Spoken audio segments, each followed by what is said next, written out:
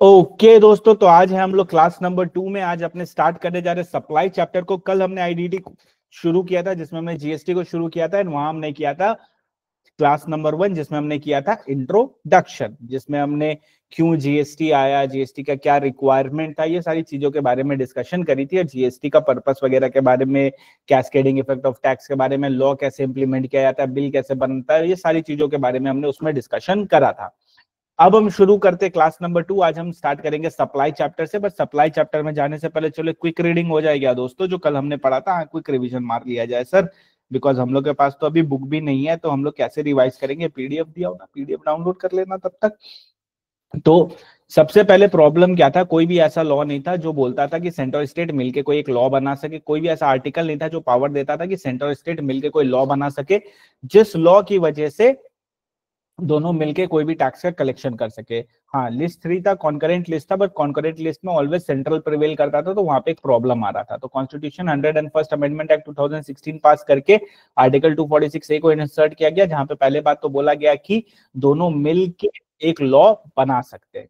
फिर आर्टिकल 366(12) आता है, वो क्या बोलता है, जीएसटी मतलब कहता है किसी भी प्रकार का टैक्स किस पे लगता है, गुड सर्विसेज बोथ पे लगता है, but alcoholic liquor for human consumption पे नहीं लगता है। जीएसटी डेस्टिनेशन बेस्ड टैक्स है, एंड हम जो टैक्स का पैसा पे करते हैं परचेज के टाइम में, सेल के टाइम में, उस टैक्स के पैसे को हम सेट ऑफ कर सकते हैं। But burden of tax ultimately final consumer के ऊपर आता है। सेटेड हमने बहुत सारे एग्जांपल वगैरह बनाए थे। ओके, कितने प्रकार की जीएसटी है? 5 प्रकार की, CGST, SGST, UT GST, IGST, GST compensation to the state act 2017। Advantages क्या है? हायर थ्रेशोल्ड है, कैस्केडिंग इफेक्ट हटाता है, कॉम्पोजिशन है स्मॉल लोगों के लिए, simple and easy online procedure है। इसमें कौन कौन से टैक्सेस सब्स्यूम्ड नहीं हुए? Custom duty, stamp duty, vehicle tax, excise on liquor, tax on sale and consumption of electricity, entertainment tax, entry tax, toll tax and road tax, ये सब subsumed नहीं हुए। अगर टोबैको की बात करें तो टोबैको मैन्युफैक्चर होगा तो सेंट्रल एक्साइज लगेगा, एंड जब वो फर्दर सप्लाई चेन में जाएगा तो जीएसटी लगेगा। ओपीएम जब मैन्युफैक्चर होगा तो स्टेट एक्साइज लगेगा, जब सप्लाई चेन में आगे जाएगा तो जीएसटी लगेगा। बट अगर लिकर की, दारू की बात करें तो दारू जब मैन्युफैक्चर होता है तो स्टेट एक्साइज लगता है, बट सप्लाई चेन में जब आगे जाता है तो जीएसटी नहीं लगता, because it is out of purview of GST, तो इसमें लगता है वैट। फिर एंट्री होती है नॉन टैक्सेबल सप्लाई। 5+1 होते हैं। क्या होता है? Petrol, petroleum crude, ETF, natural gas, high speed diesel, alcoholic liquor for human consumption, जिसको आर्टिकल के तहत ही बाहर करके रखा है। एंड सीएमए फाइनल थोड़ा एक्स्ट्रा लर्न करेंगे। एंड अनडीनेचर्ड एक्स्ट्रा न्यूट्रल अल्कोहल और rectified spirit used for manufacture of alcoholic liquor for human consumption. Got it? फिर जीएसटी एंड बैकबोन वगैरह, एक्शन प्लान वगैरह। उसके बाद नील रेटेड मतलब क्या होता है? जिसका रेट 0% होता है। बट जेडआरएस मतलब क्या होता है? जनरली रेट है, जनरली रेट है, बट अगर एक्सपोर्ट किया या सेल्स को सप्लाई किया तो टैक्स देने की जरूरत नहीं है। क्यों जरूरत नहीं है? तुम अच्छा काम कर रहे हो भाई, तुम फॉरेक्स लेके आ रहे हो, तुमको एक्सपोर्ट की बेनिफिट्स मिलेंगे, एंड ये एक्सपोर्ट के बेनिफिट जेडआरएस के रूप में तुमको प्रोवाइड किया जाता है। एग्जेम्प्ट सप्लाई मतलब क्या हो गया? एग्जेम्प्ट सप्लाई मतलब वो सप्लाई होती है जिसपे जीएसटी हाल फिलहाल के लिए नहीं लगता है। एग्जाम्पल, इंटरेस्ट, लोन पे अगर इंटरेस्ट मिलता है तो उस पे जीएसटी हाल फिलहाल के लिए नहीं लगता है, एग्जेम्प्ट है वो। तो ये बात यहाँ पे हुई। बस इतना ही पढ़ा था, ज्यादा कहाँ पढ़ा था कुछ। अब स्टार्ट करते हैं सप्लाई से आज के क्लास को। ठीक है, जो जो कैमरा ऑन कर सकते हैं बच्चों कैमरा ऑन कर लो, फोकस बहुत तगड़ा होगा तुम लोग का। ठीक है, और मेरे को भी दिखोगे पढ़ रहे हो कि नहीं पढ़ रहे हो, कि इधर उधर ध्यान जा रहा है तुम्हारा। स्टार्ट करते हैं हम सप्लाई से। सबसे पहले आता है आर्टिकल 366। क्या बोलते हैं? जीएसटी। जीएसटी क्या होता है? जीएसटी होता है एक टैक्स जो कि किस पे लगता है? जो लगता है जब आप सप्लाई करते हो। किस चीज की सप्लाई करते हो आप? गुड्स एंड सर्विसेज या बोथ की। अभी पूरा बेस अपने क्रिएट कर रहे हैं, पूरा जीएसटी इसी फॉर्मूले पे चलेगा। एंड इनफैक्ट आपको जो आंसर लिखना है एग्जाम में वो भी इसी फॉर्मेट में लिखना है, एकदम सेम मेथड फॉलो करते हुए। इस चैप्टर में नहीं, पूरे लास्ट वाले चैप्टर तक। तो अभी से इस बेस को अपने कंटिन्यूटी में लेकर रखेंगे। ठीक है, तो जीएसटी क्या है? एक प्रकार का टैक्स है। कब लगता है? सप्लाई पे लगता है, goods and services and both का। यानी अगर मैं बोलूं कि अगर सप्लाई ही नहीं है तो क्या कभी भी जीएसटी लग सकता है क्या? पॉसिबल ही नहीं है। सिमिलरली अगर गुड्स ही नहीं है, ना सर्विस है, ना बोथ है, तो इसका मतलब सप्लाई नहीं है। सप्लाई नहीं है तो क्या टैक्स लगेगा? The answer is no. यानी ये पूरा एक दूसरे से लिंक है। सप्लाई होना चाहिए, किसका होना चाहिए? गुड सर्विसेज एंड बोथ का होना चाहिए। एक भी पॉइंट अगर मिस हो गया तो फिर ना सप्लाई बनेगा ना टैक्स लगेगा, बिकॉज आर्टिकल के तहत उस पर कोई भी टैक्स अपने चार्ज नहीं कर सकते। ठीक है, तो अगर पूरी जान बोलूं तो क्या ये पूरी जान इस सप्लाई में बसी हुई है? The answer is yes. अगर सप्लाई ही नहीं है तो बात ही खत्म हो गई, कोई टैक्स लग ही नहीं सकता, कोई टैक्स का लेवी इस पे हो ही नहीं सकता अगर ये सप्लाई ही नहीं है तो। अब सप्लाई कोई चीज है कि नहीं ये कैसे पता चलेगा? तो सप्लाई जो मेंशन की गई है वो सेक्शन 7 के तहत मेंशन कर रखी है। ठीक है, सेक्शन नंबर 7 लर्न करेंगे। सेक्शन नंबर 7 पे सप्लाई के बारे में जिक्र किया गया, बट अभी सेक्शन नंबर 7 नहीं पढ़ेंगे। अभी हम सप्लाई को पूरी तरह से तोड़ देंगे मल्टीपल चीजों में, और हर एक मल्टीपल चीज जैसे ही हम समझ जाएंगे तो हमें ऑटोमेटिकली सप्लाई भी समझ में आ जाएगा। अगर हम सप्लाई की बात करें जो कि है सेक्शन नंबर 7 में, तो सप्लाई किसी चीज को अगर करना है तो तीन चीजें सेटिस्फाई करनी पड़ेगी, तीन चीजें आपको सेटिस्फाई करनी पड़ेगी। पहली चीज, जो सप्लाई है वो गुड्स सर्विसेज या बोथ का होना चाहिए, तो गुड्स का होना चाहिए तो सर्विसेज का होना चाहिए या तो बोथ का होना चाहिए। तीसरा पॉइंट है, it should be related to business, आपके बिजनेस से रिलेटेड होना चाहिए, पर्सनल चीजें यहां पे कवर नहीं होंगी, बिजनेस से रिलेटेड होना चाहिए। तीसरी चीज है, इसमें आपका कंसिडरेशन होना चाहिए, कंसिडरेशन मतलब अभी के लिए समझो रोकड़ा होना चाहिए, रोकड़ा इन्वॉल्व होना चाहिए। तो गुड सर्विसेज एंड बोथ होनी चाहिए, बिजनेस होना चाहिए, कंसिडरेशन होना चाहिए। क्यूमुलेटिवली अगर ये तीनों कंडीशन सेटिस्फाई कर दोगे, यानी गुड्स, मान लो गुड्स बन गया, बिजनेस के लिए कंसिडरेशन है, तीनों कंडीशन सेटिस्फाइड, तो ये सप्लाई बन गया। अगर ये सप्लाई बन गया तो अब हम इसमें टैक्स चार्ज कर सकते हैं, यानी इस पे हम जीएसटी लगा सकते हैं। तो जीएसटी तभी लगेगा जब कोई चीज सप्लाई बनेगी। कोई चीज सप्लाई कैसे बनेगी? थ्री कंडीशंस, या तो गुड सर्विसेज और बोथ होना चाहिए, या बिजनेस होना चाहिए, या कंसिडरेशन होना चाहिए। तीनों में से एक भी ब्रीच हो गया तो सप्लाई नहीं है, सप्लाई नहीं है तो जीएसटी नहीं लगेगी। इस चीज को आपको लास्ट डे तक लर्न करके रखना है, ठीक है, समझ के पूरा दिमाग में सेट करना है। एक भी कंडीशन ब्रीच होने से सप्लाई नहीं होगा, और सप्लाई नहीं होगा तो जीएसटी नहीं होगा, जीएसटी नहीं होगा तो ना एग्जेम्पशन चैप्टर लगेगा, ना प्लेस ऑफ सप्लाई चैप्टर लगेगा, ना टाइम ऑफ सप्लाई चैप्टर लगेगा, कोई भी चैप्टर नहीं लगेगा, बिकॉज सप्लाई ही नहीं है। जब तक सप्लाई साबित नहीं हो जाता, जब तक कोई चीज सप्लाई नहीं होती है, तब तक आगे प्रोसीड नहीं किया जाता है। अब एक एक करके चीजों को समझते हैं, ठीक है। अब कई सिनेरियो ऐसे उभर के आते हैं ना जिसमें कंसिडरेशन नहीं होता है। क्या नहीं होता है? कंसिडरेशन नहीं होता है। अगर कोई ऐसा सिनेरियो अराइज होता है कि कंसिडरेशन जिसमें नहीं होता है, टोटल ऑफ 5 केसेस है उसमें, तो हम चले जाएंगे शेड्यूल 1 के पास। किसके पास जाएंगे? शेड्यूल 1।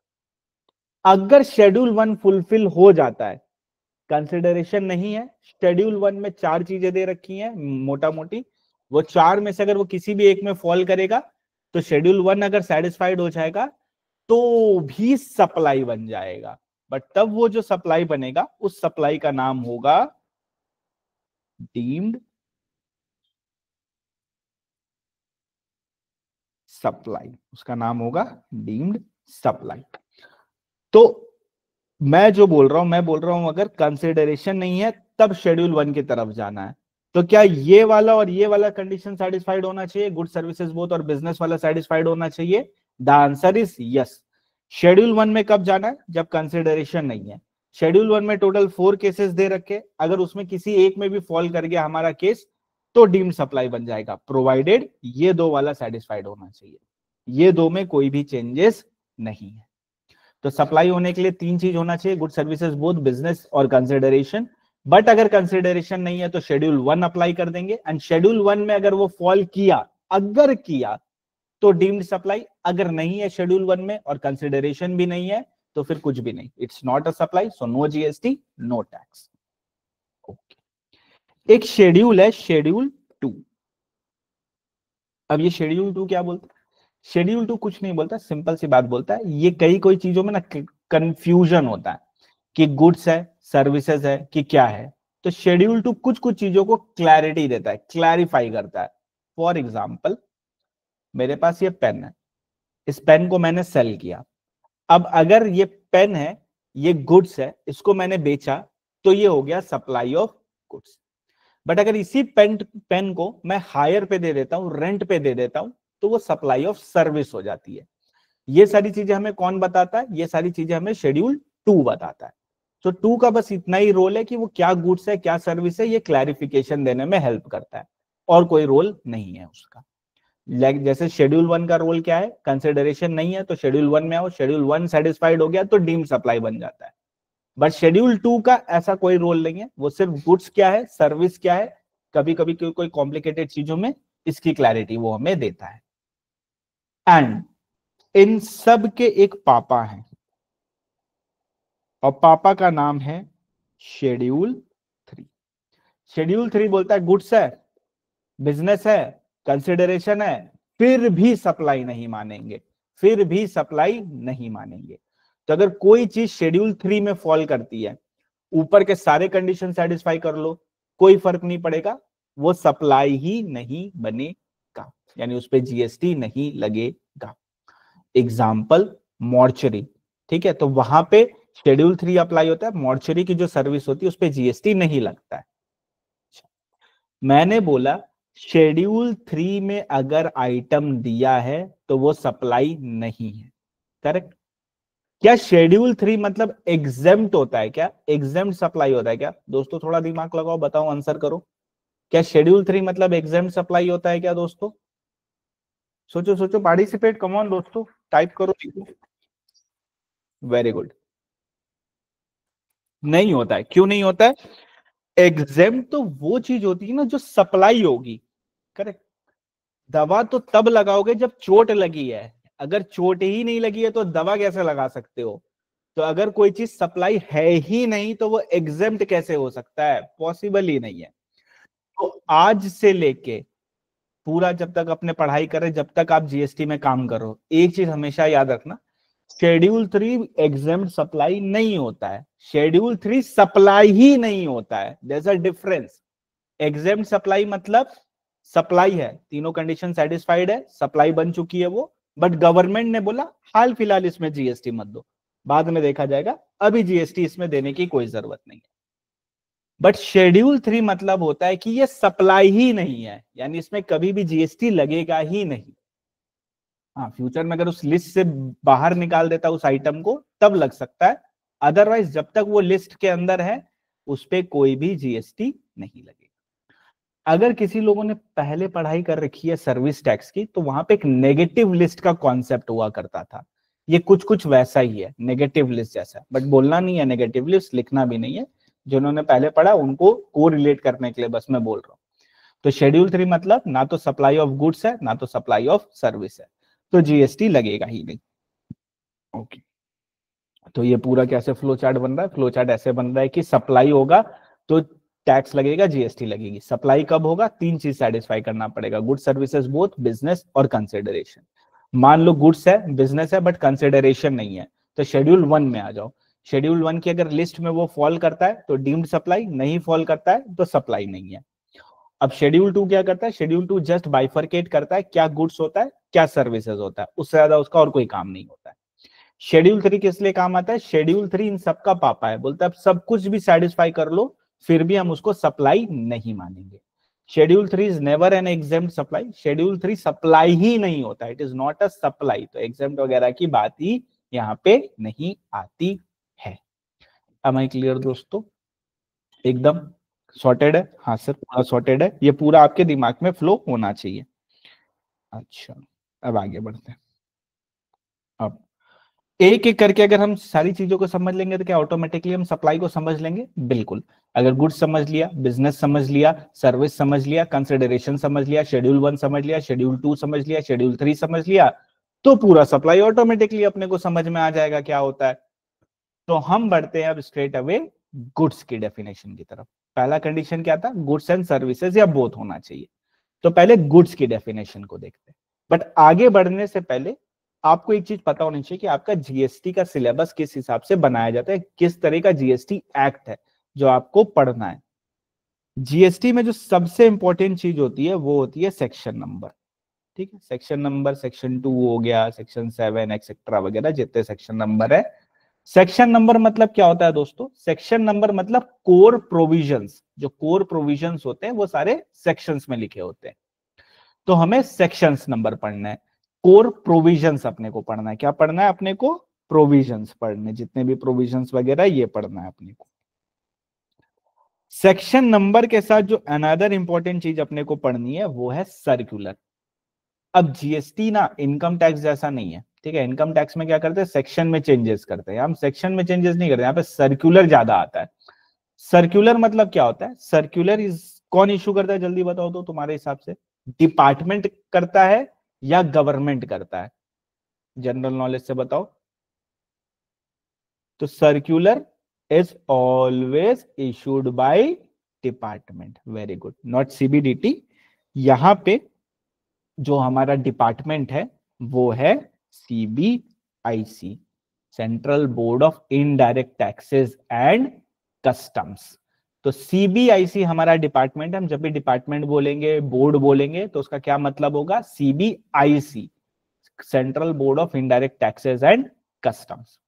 तो ये सर्कुलर इशू करते हैं। सर्कुलर मतलब क्या होता है? एक प्रकार का क्लैरिफिकेशन होता है। मान लो किसी पॉइंट में हम अटक रहे हैं, डिपार्टमेंट अटक रहा है, ऑफिसर अटक रहा है, उसको समझ नहीं आ रहा है इसको कैसे प्रोसीड करे, तो सीबीआईसी सर्कुलर निकालती है कि अगर ऐसा ऐसा केसेस है तो इसका ऐसा ऐसा सोल्यूशन होगा।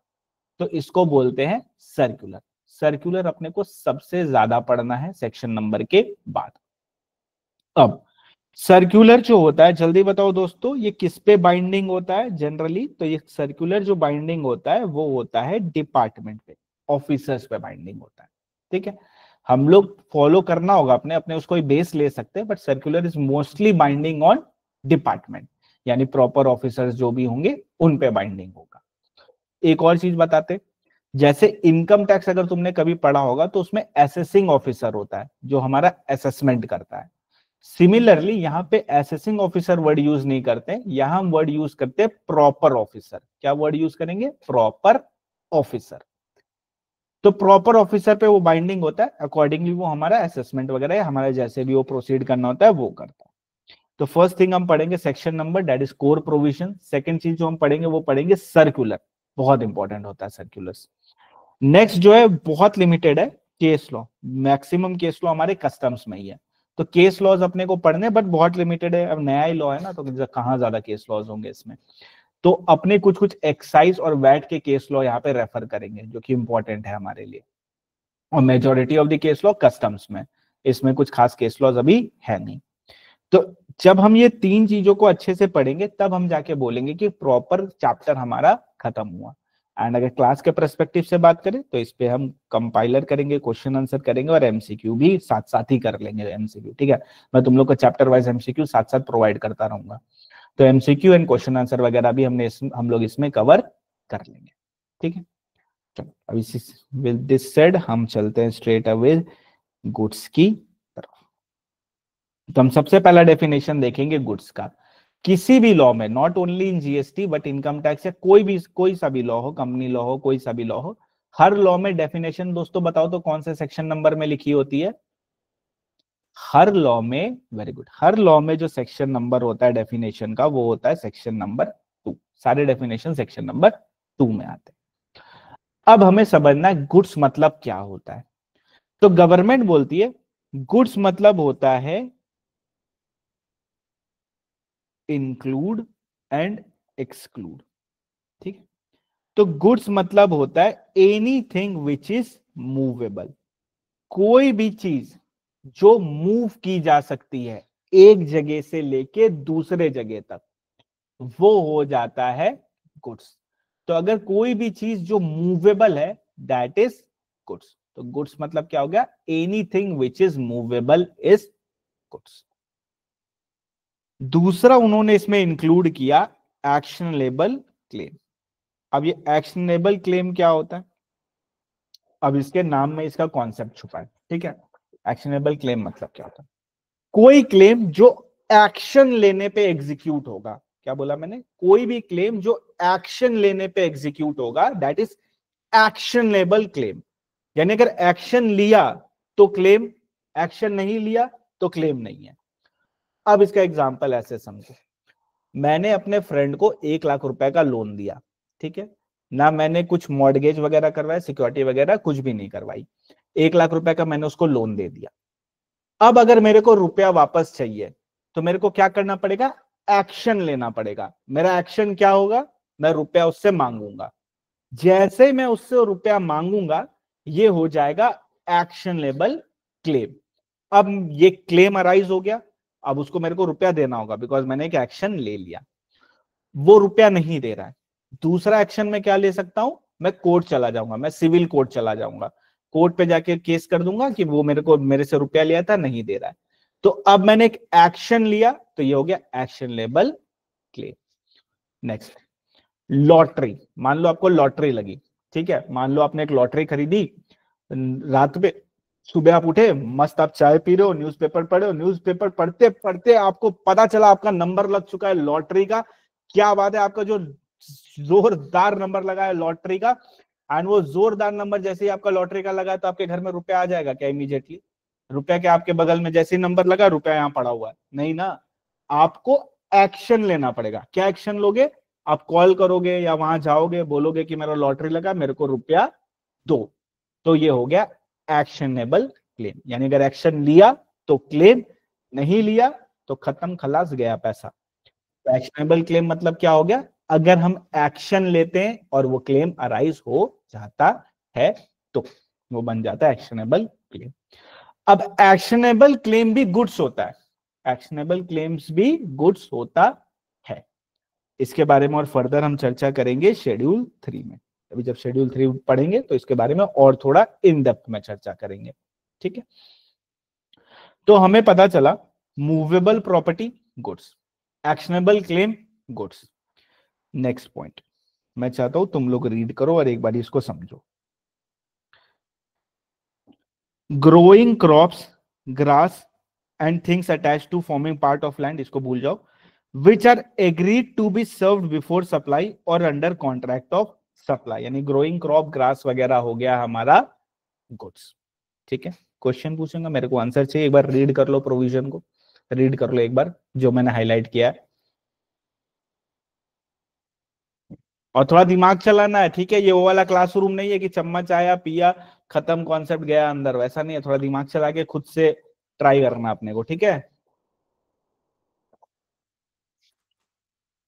जो कैमरा ऑन कर सकते कर लो, मैं भी थोड़ा देख लूं तुम लोगों को क्या कर रहे हो, तुम लोग नहीं कर रहे हो,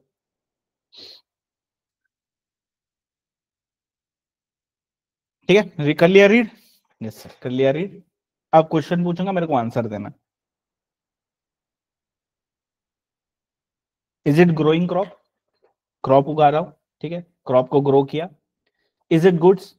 क्या ये गुड्स है? ग्रोइंग क्रॉप, क्रॉप उगाया, क्या ये गुड्स है? Yes, no, no, yes, yes sir, yes sir, goods है सर, गुड्स है, गुड्स है, yes sir, yes sir.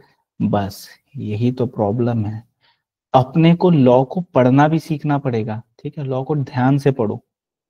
Growing crop या grass which are agreed to be served before supply और under contract of supply, इसका मतलब होता है कि growing crop and grass supply नहीं है, गुड्स नहीं है।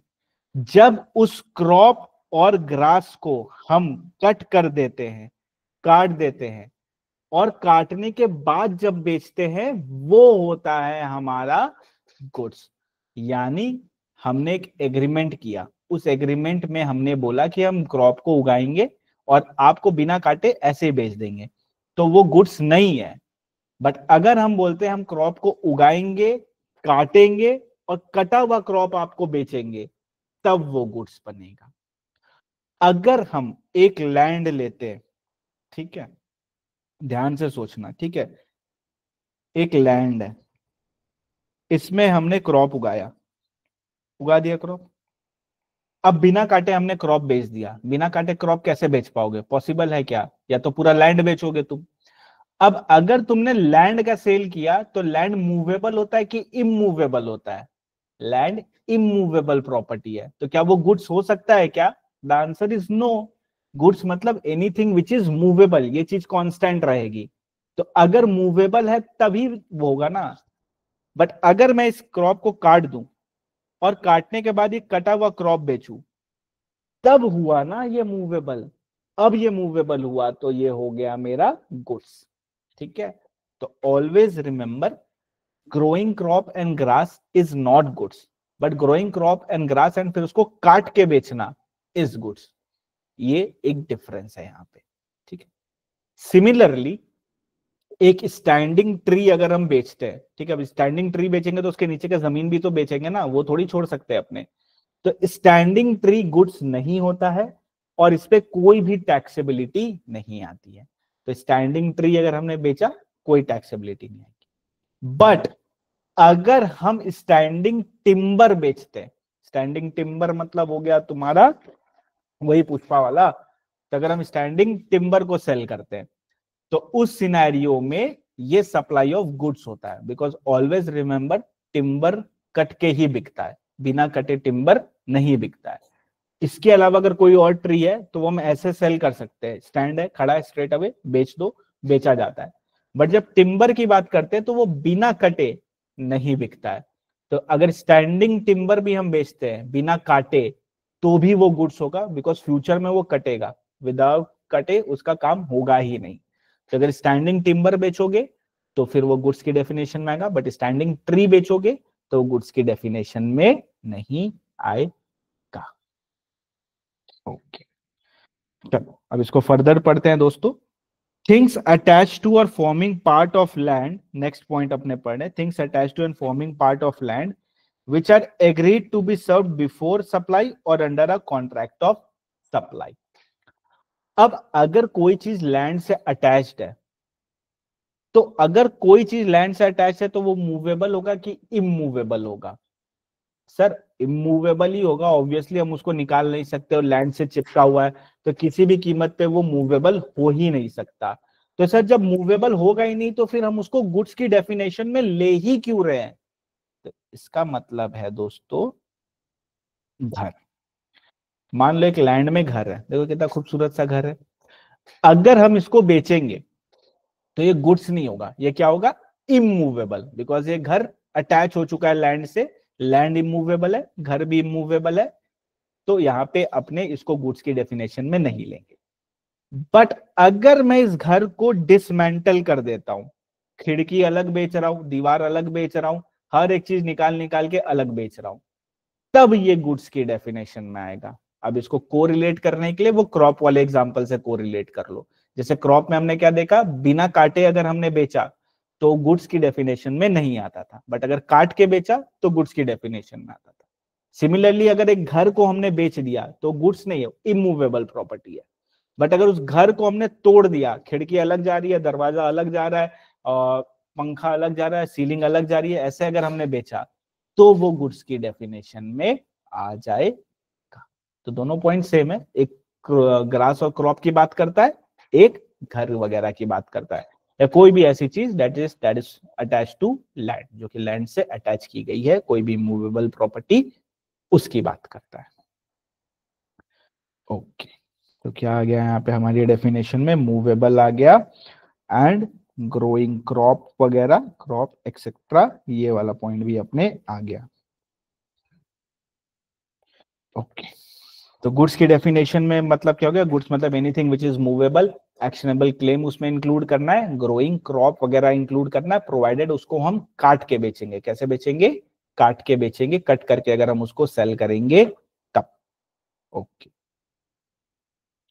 यानी अगर हम इसको बिफोर सप्लाई कट करेंगे तो ही ये गुड्स की डेफिनेशन में आएगा, अगर कट करके नहीं बेचेंगे तो वो गुड्स की डेफिनेशन में नहीं आएगा। और क्या इंक्लूड होगा? स्टैंडिंग ट्री इंक्लूड होगा क्या? The answer is no, standing tree exclude होता है। अब ये जो मैं चार्ट बना रहा हूं ना, ये आपको बहुत ज्यादा काम आएगा। स्टैंडिंग ट्री क्या होता है? एक्सक्लूड होता है, बट स्टैंडिंग टिम्बर ये होता है तुम्हारा इंक्लूड। ठीक है, अब ये देखो एक बढ़िया से यहाँ कवरेज आ गया अपना। क्या इंक्लूड होता है? मूवेबल होता है, एक्शनेबल क्लेम होता है, ग्रोइंग क्रॉप होता है, प्रोवाइडेड कट कर दे before supply, and standing timber. But क्या एक्सक्लूड करेंगे? Standing tree, standing tree is not goods. तो ये हुआ मेरा गुड्स की डेफिनेशन। अभी एक्सक्लूजन में और पॉइंट आएंगे। अब चलते हैं सर्विस की तरफ। अब सर्विस मतलब क्या होता है? सर्विस की डेफिनेशन तो भैया सबसे सिंपल है।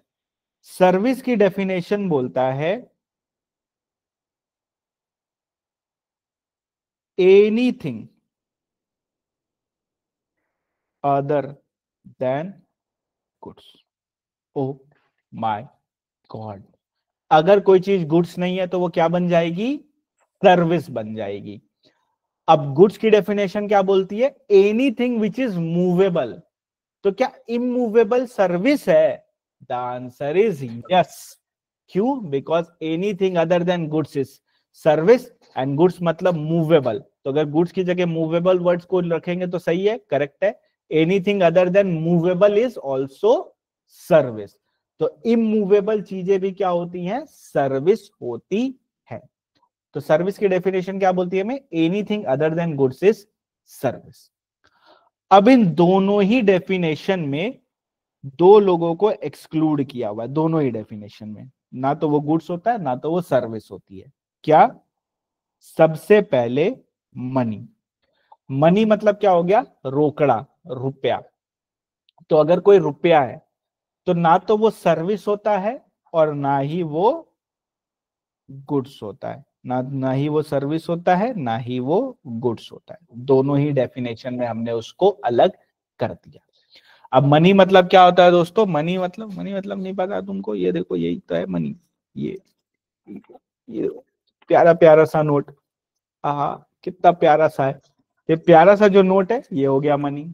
चेक मनी होता है क्या? चेक मनी होता है। डिमांड ड्राफ्ट मनी होता है क्या? डिमांड ड्राफ्ट मनी होता है। जितने भी ऐसे ट्रैवलर चेक वगैरह हो गए, ये सारे क्या हो गए? मनी हो गए। बट एक चीज मनी नहीं होता है, क्या आपको पता है? आपने देखा होगा ना, बहुत सारे लोग कलेक्शन करते हैं सिक्कों का। सिक्के वगैरह इस तरह कलेक्ट करते हैं, सिक्के कलेक्ट करते हैं, अलग अलग करेंसीज कलेक्ट करते हैं। ये मनी नहीं होता है। तो मनी की डेफिनेशन मतलब क्या होगी? जो हम जानते हैं, रुपया, रोकड़ा, पैसा, चेकबुक, डिमांड ड्राफ्ट वगैरह, ये सब कुछ, ये मनी नहीं है। मनी मतलब ये सारे मनी है। मनी है मतलब गुड्स नहीं है, सर्विस नहीं है। गुड्स सर्विस नहीं है तो सप्लाई नहीं है, सप्लाई नहीं है तो जीएसटी नहीं आएगा। बट न्यूमिस्टिक वैल्यू के लिए अगर हम कुछ चीजों को होल्ड करते हैं, यानी जैसे कलेक्शन करते हैं ना, बहुत लोग कलेक्शन के लिए रखते हैं सिक्के वगैरह को, तो उस चीज के लिए अगर हमने सिक्के को कलेक्ट किया तो वो मनी की डेफिनेशन में नहीं आएगा। और अगर मनी की डेफिनेशन में नहीं आएगा, एंड ये सिक्का जो है, मान लो ये है वो वाला सिक्का, ठीक है, ये एक सिक्का है, ये सिक्का मनी की डेफिनेशन में नहीं आता है, तो मतलब ये गुड्स है कि सर्विस है? तुम्हारे हिसाब से ये गुड्स बनेगा कि सर्विस बनेगा? Anything which is movable. Anything which is movable is goods. तो ये क्या बन जाएगा मेरा? गुड्स बन जाएगा। तो न्यूमिस्टिक वैल्यू के लिए अगर मैंने करेंसी को होल्ड करके रखा है, यानी कलेक्शन कर रहा हूं, आर्कियोलॉजिकल कलेक्शन, या मेरा शौक है, कलेक्टर्स है, कलेक्टेबल्स बना रहा हूं, उस सिनेरियो में अगर कोई सिक्का मेरे पास है तो वो सिक्का बन जाएगा गुड्स। तो हम उसको बोलेंगे सप्लाई ऑफ गुड्स। क्यों? Because it is movable. Anything which is movable is goods, except money, रोकड़ा, चेक, ये सबको छोड़ के। ओके, अब देखो एक चीज पॉइंट यहां पे, ठीक है। एमटी ने लोन दिया एक्स को। अब ये लोन दिया 1 लाख रुपए का। तो मैंने क्या रुपया दिया? क्या रोकड़ा दिया? क्या? हाँ, मेरे पास से रोकड़ा गया। क्या रोकड़ा मनी होता है? रुपया मनी होता है? यस। तो क्या ये गुड्स है? The answer is no. क्या ये सर्विस है? The answer is no. क्या ये सप्लाई है? The answer is no. क्या इस पे जीएसटी लगेगा? The answer is no. अब मिस्टर एक्स ने मेरे को यही 1 लाख रुपए लौटा दिए। अब क्या ये 1 लाख रुपए उसने मेरे से लिए, 1 लाख रुपए उसने मेरे को लौटा दिए, क्या ये मनी है? मनी है। क्या ये गुड्स एंड सर्विसेज है? The answer is no, neither it is goods nor it is service. अब जब ये दोनों ही नहीं है तो इसलिए सप्लाई नहीं है। सप्लाई नहीं है तो कोई भी जीएसटी नहीं आएगा इस पे। M I clear? सिंपल सा एकदम। रुपया दिया, रुपया मिला, कोई जीएसटी नहीं आएगा। बट अगर एमटी ने लोन दिया एक्स को, मिस्टर एक्स को हमने लोन दिया है 1 लाख रुपए का। अब मिस्टर एक्स ने मेरे को 1,10,000 रुपए रिटर्न किए, तो उसने मेरे को 10,000 रुपीज एक्स्ट्रा क्यों दिया? Obviously it is interest. तो मिस्टर एक्स ने मेरे को 1,10,000 रुपए दिए। अब ये जो 10,000 रुपए मेरे को एक्स्ट्रा मिले हैं, एक्स्ट्रा, तो क्या ये सर्विस है क्या? Is it service? The answer is yes, it will be considered as service. ये 10,000 रुपए जो मेरे को मिले हैं ये है सर्विस। तो इंटरेस्ट सर्विस होता है क्या? यानी 100 रुपया दिया, 100 रुपया मिला, ना सप्लाई ऑफ गुड्स ना सप्लाई ऑफ सर्विस, कुछ भी नहीं होगा। 100 रुपया दिया, 110 रुपए मिले, तो जो एक्स्ट्रा 10 रुपए मिले हैं, जो एक्स्ट्रा इंटरेस्ट मिला है, वो सर्विस होता है। बट हाल फिलहाल के लिए from the government perspective it is exempt, यानी अभी इस पे जीएसटी नहीं लगता है। अच्छा, एग्जेम्प्ट हम किसको करते हैं? जो चीज सप्लाई होगा उसी को एग्जेम्प्ट करेंगे ना। चोट लगी होगी तभी तो दवा लगाएंगे, तो पहले कोई चीज को सप्लाई बनना पड़ेगा, तभी वो एग्जेम्प्ट हो सकता है। अगर वो सप्लाई नहीं है तो वो कभी भी एग्जेम्प्ट नहीं हो सकता है। तो ये 10,000 रुपीज जो अपना इंटरेस्ट है, सर्विस होता है ये, एंड इट इज हाल फिलहाल के लिए एग्जेम्प्ट। तो पैसे से पैसे कमाना ये सर्विस होती है। क्या बोला मैंने? पैसे से पैसे कमाना इज अ सर्विस। बट अगर सिर्फ 1 लाख रुपया दिया, 1 लाख रुपया ही वापस मिला, कोई सर्विस नहीं है, कुछ भी नहीं है। 1 लाख दिया, 1 लाख वापस मिल गया, कोई भी जीएसटी नहीं आएगा। ओके, अच्छा, दूसरा, मान लो एक बैंक है, ठीक है। इस बैंक में मैंने 1 लाख रुपए डिपॉजिट किया, मेरा ही बैंक अकाउंट है, मेरे बैंक अकाउंट में मैंने 1 लाख रुपए डिपॉजिट किया। क्या ये सप्लाई बनेगा क्या? गुड्स का या सर्विस का कुछ भी बनेगा क्या? The answer is no. Transaction money में है, रुपया जमा दिया, कुछ भी नहीं होगा। अब बैंक ने क्या किया ना, एक चार्जेस डिडक्ट कर लिया मेरे से, मिनिमम बैलेंस का, ठीक है, 1,000 का चार्जेस डिडक्ट कर लिया। क्या ये चार्जेस सर्विस बनेगा क्या? द आंसर इज यस, अब ये बन जाएगा, बिकॉज यहाँ पे पैसा देके उतना ही पैसा वापस मिला, वो वाला कॉन्सेप्ट नहीं है। एडिशनली उसने मेरे से 1,000 रुपए चार्ज कर लिए एज लो बैलेंस चार्ज या जो भी चार्ज। तो इस सिनेरियो में ये सर्विस बनेगा एंड इस पे जीएसटी लग जाएगा।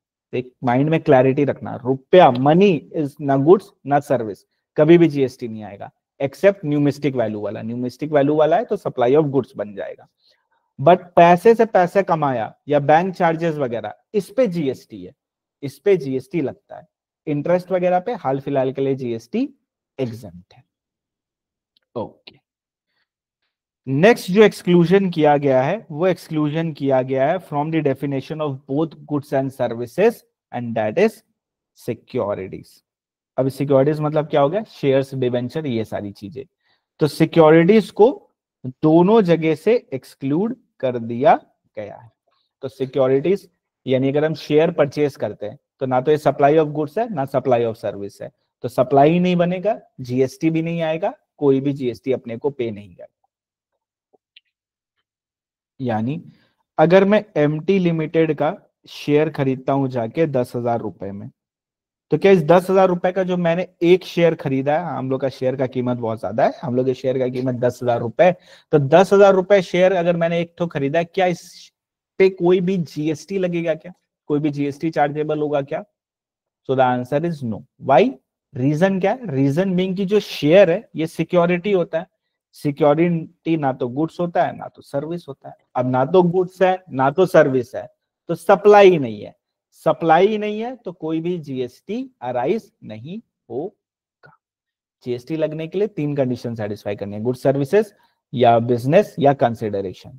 अगर नहीं सेटिस्फाइड होगा तो कोई भी जीएसटी एप्लीकेबल नहीं होगा। बट जब मैंने ये शेयर खरीदा ना, ये शेयर मैंने खरीदा ग्रो ऐप से, इसने मेरे पे ब्रोकरेज चार्ज कर दिया।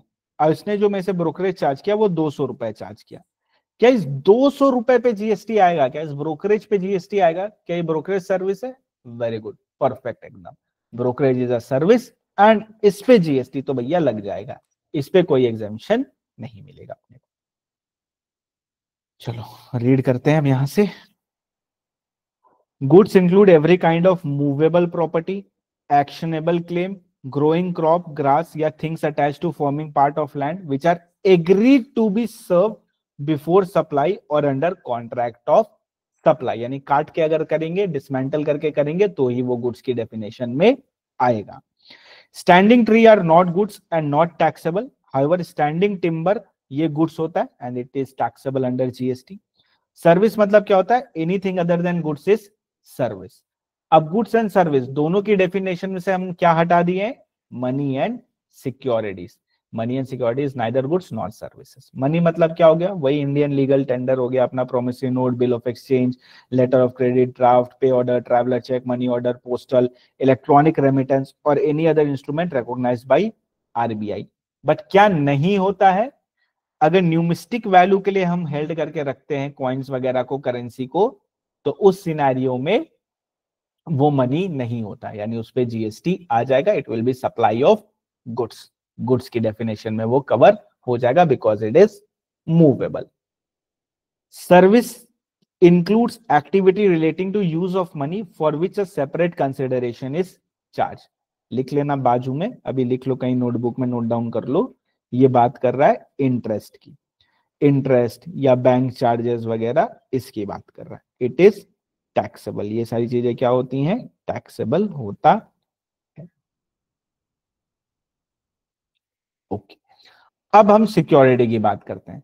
सिक्योरिटी मतलब क्या हो गया? जो भी हम जानते हैं सिक्योरिटी, वो चीजें सिक्योरिटी होती है। फॉर एग्जांपल तुम्हारा हो गया शेयर्स, डिबेंचर, ये सारी चीजें। बट क्या सिक्योरिटी नहीं होता है? तो याद रखना, एक यूलिप है, unit link insurance policy, DT में तुम लोग पढ़ोगे, एक सेपरेट चैप्टर है इससे रिलेटेड। तो यूलिप जो होता है वो सिक्योरिटी नहीं होता है। ULIP is not a security. तो यूलिप क्या गुड्स की डेफिनेशन में कवर हो जाएगा? The answer is yes, ULIP goods की डेफिनेशन में कवर हो जाएगा because it is not securities. Am I clear दोस्तों? क्लियर है? समझ में आया? कोई डाउट, कोई समस्या यहां तक? यस सर, क्लियर है एकदम। यूनिट लिंक्ड वाले को हाईलाइट कर लो। एक और चीज हम बताते चलते हैं। अब एमसीक्यू यहां लिख लेंगे बगल में, अभी बुक नहीं होगा, अभी कहीं नोट डाउन कर लो। पेज नंबर 11 में यूलिप के बगल में एमसीक्यू लिखना है तुमको, ठीक है? एमसीक्यू मतलब क्या हो गया? एमसीक्यू मतलब ये नहीं हुआ कि इससे एमसीक्यू ही आएगा। एमसीक्यू मतलब हो गया इससे एमसीक्यू आ सकता है या ये डिस्क्रिप्टिव में भी आ सकता है, but it is a small important point जो आप मिस आउट कर दोगे। तो हम बुक में बहुत सारी जगह एमसीक्यू लिखवाते रहेंगे, जिससे क्या होगा, ये छोटे छोटे पॉइंट्स, जैसे यूलिप इज नॉट इंक्लूडेड, अब ये आप स्किप कर दोगे एग्जाम में रिवीजन के टाइम में। अगर बगल में एमसीक्यू लिख दोगे तो याद रहेगा तुमको, बिकॉज एमसीक्यू को तो हम और ज्यादा अच्छे से पढ़ते हैं ना। एक सर्क्यूलर है बट इसका आंसर तुमको पता है। अगर एक होल्डिंग कंपनी सब्सिडरी कंपनी का शेयर खरीदती है, तो बताओ क्या वो सप्लाई ऑफ गुड्स है या सप्लाई ऑफ सर्विस है? क्या बनेगा वो? वेरी गुड, कुछ भी नहीं बनेगा, बिकॉज शेयर्स चाहे होल्डिंग खरीदे, चाहे आम आदमी खरीदे, या कोई भी खरीदे, it is a security and security is neither goods nor services. दोनों ही नहीं है, तो कोई भी यहाँ पे तुम्हारा सप्लाई नहीं बनेगा। एक सर्कुलर आया था लास्ट ईयर, नोट पढ़ लेना, नहीं भी आता तो भी कोई फर्क नहीं पड़ता। Activity of holding share of subsidiary company by holding company can not be treated as supply of service. तो अगर एक होल्डिंग कंपनी सब्सिडरी का लेती है, सप्लाई ऑफ सर्विस नहीं बनता है। एक केस लॉ है, दिल्ली क्लॉथ मिल्स या साउथ बिहार शुगर मिल, दोनों केस लॉ सेम है, ठीक है? सुप्रीम कोर्ट का जजमेंट है। क्या बोलता है? अगर किसी चीज को हमको गुड्स बनाना, गुड्स बोलना है, तो article must be such as are capable of being brought and sold in the market. यानी अगर हमको किसी चीज को भी गुड्स बोलना है, तो वो ऐसा होना चाहिए जिसको हम लेके आ सके मार्केट में और बेच सके। फॉर एग्जाम्पल, इसको मैं मार्केट में लेके जा सकता हूँ, बेच सकता हूँ, इसको मैं मार्केट में लेके जा सकता हूँ, इसको मैं जाके बेच सकता हूँ। बट क्या मैं एक इमूवेबल प्रॉपर्टी को मार्केट में ले जा सकता हूँ क्या? Not possible. क्या मैं एक घर को मार्केट में लेके जा सकता हूं क्या? The answer is no. तो अगर कोई भी ऐसी चीज है जो हम ऑर्डिनरी कोर्स में मार्केट में लेके नहीं जा सकते हैं, तो वो वाली चीज इमूवेबल प्रॉपर्टी होती है, वो गुड्स नहीं होता है। तो just a general case law था हमारा related to excise, I think excise या सर्विस टैक्स का केस लॉ है, ओल्ड केस लॉ है बहुत। तो इस केस लॉ में बोलता है कोई चीज गुड्स तभी बनेगी जब वो इजीली बेचा जा सकता है मार्केट में, मार्केट में हम उसको ला सकते हैं और बेच सकते हैं। अगर नहीं ऐसा कर सकते तो वो इमूवेबल प्रॉपर्टी हो जाता है। Not relevant, in short anything which is movable is goods, anything which is not movable is immovable property. हाँ हाँ, ह्यूमन बॉडी हो जाएगा, बिल्कुल हो जाएगा, मूवेबल है ना, किडनी निकाला बेच दिया, देखो मूवेबल है तो मूवेबल हो गया। ऐसा बेचना नहीं है उसको, उसके बाद लॉ रेगुलेटरी होता है, उसको डोनेट किया जाता है, बेचा नहीं जाता है। डोनेशन पे जीएसटी नहीं लगता, अभी पढ़ेंगे थोड़ी देर।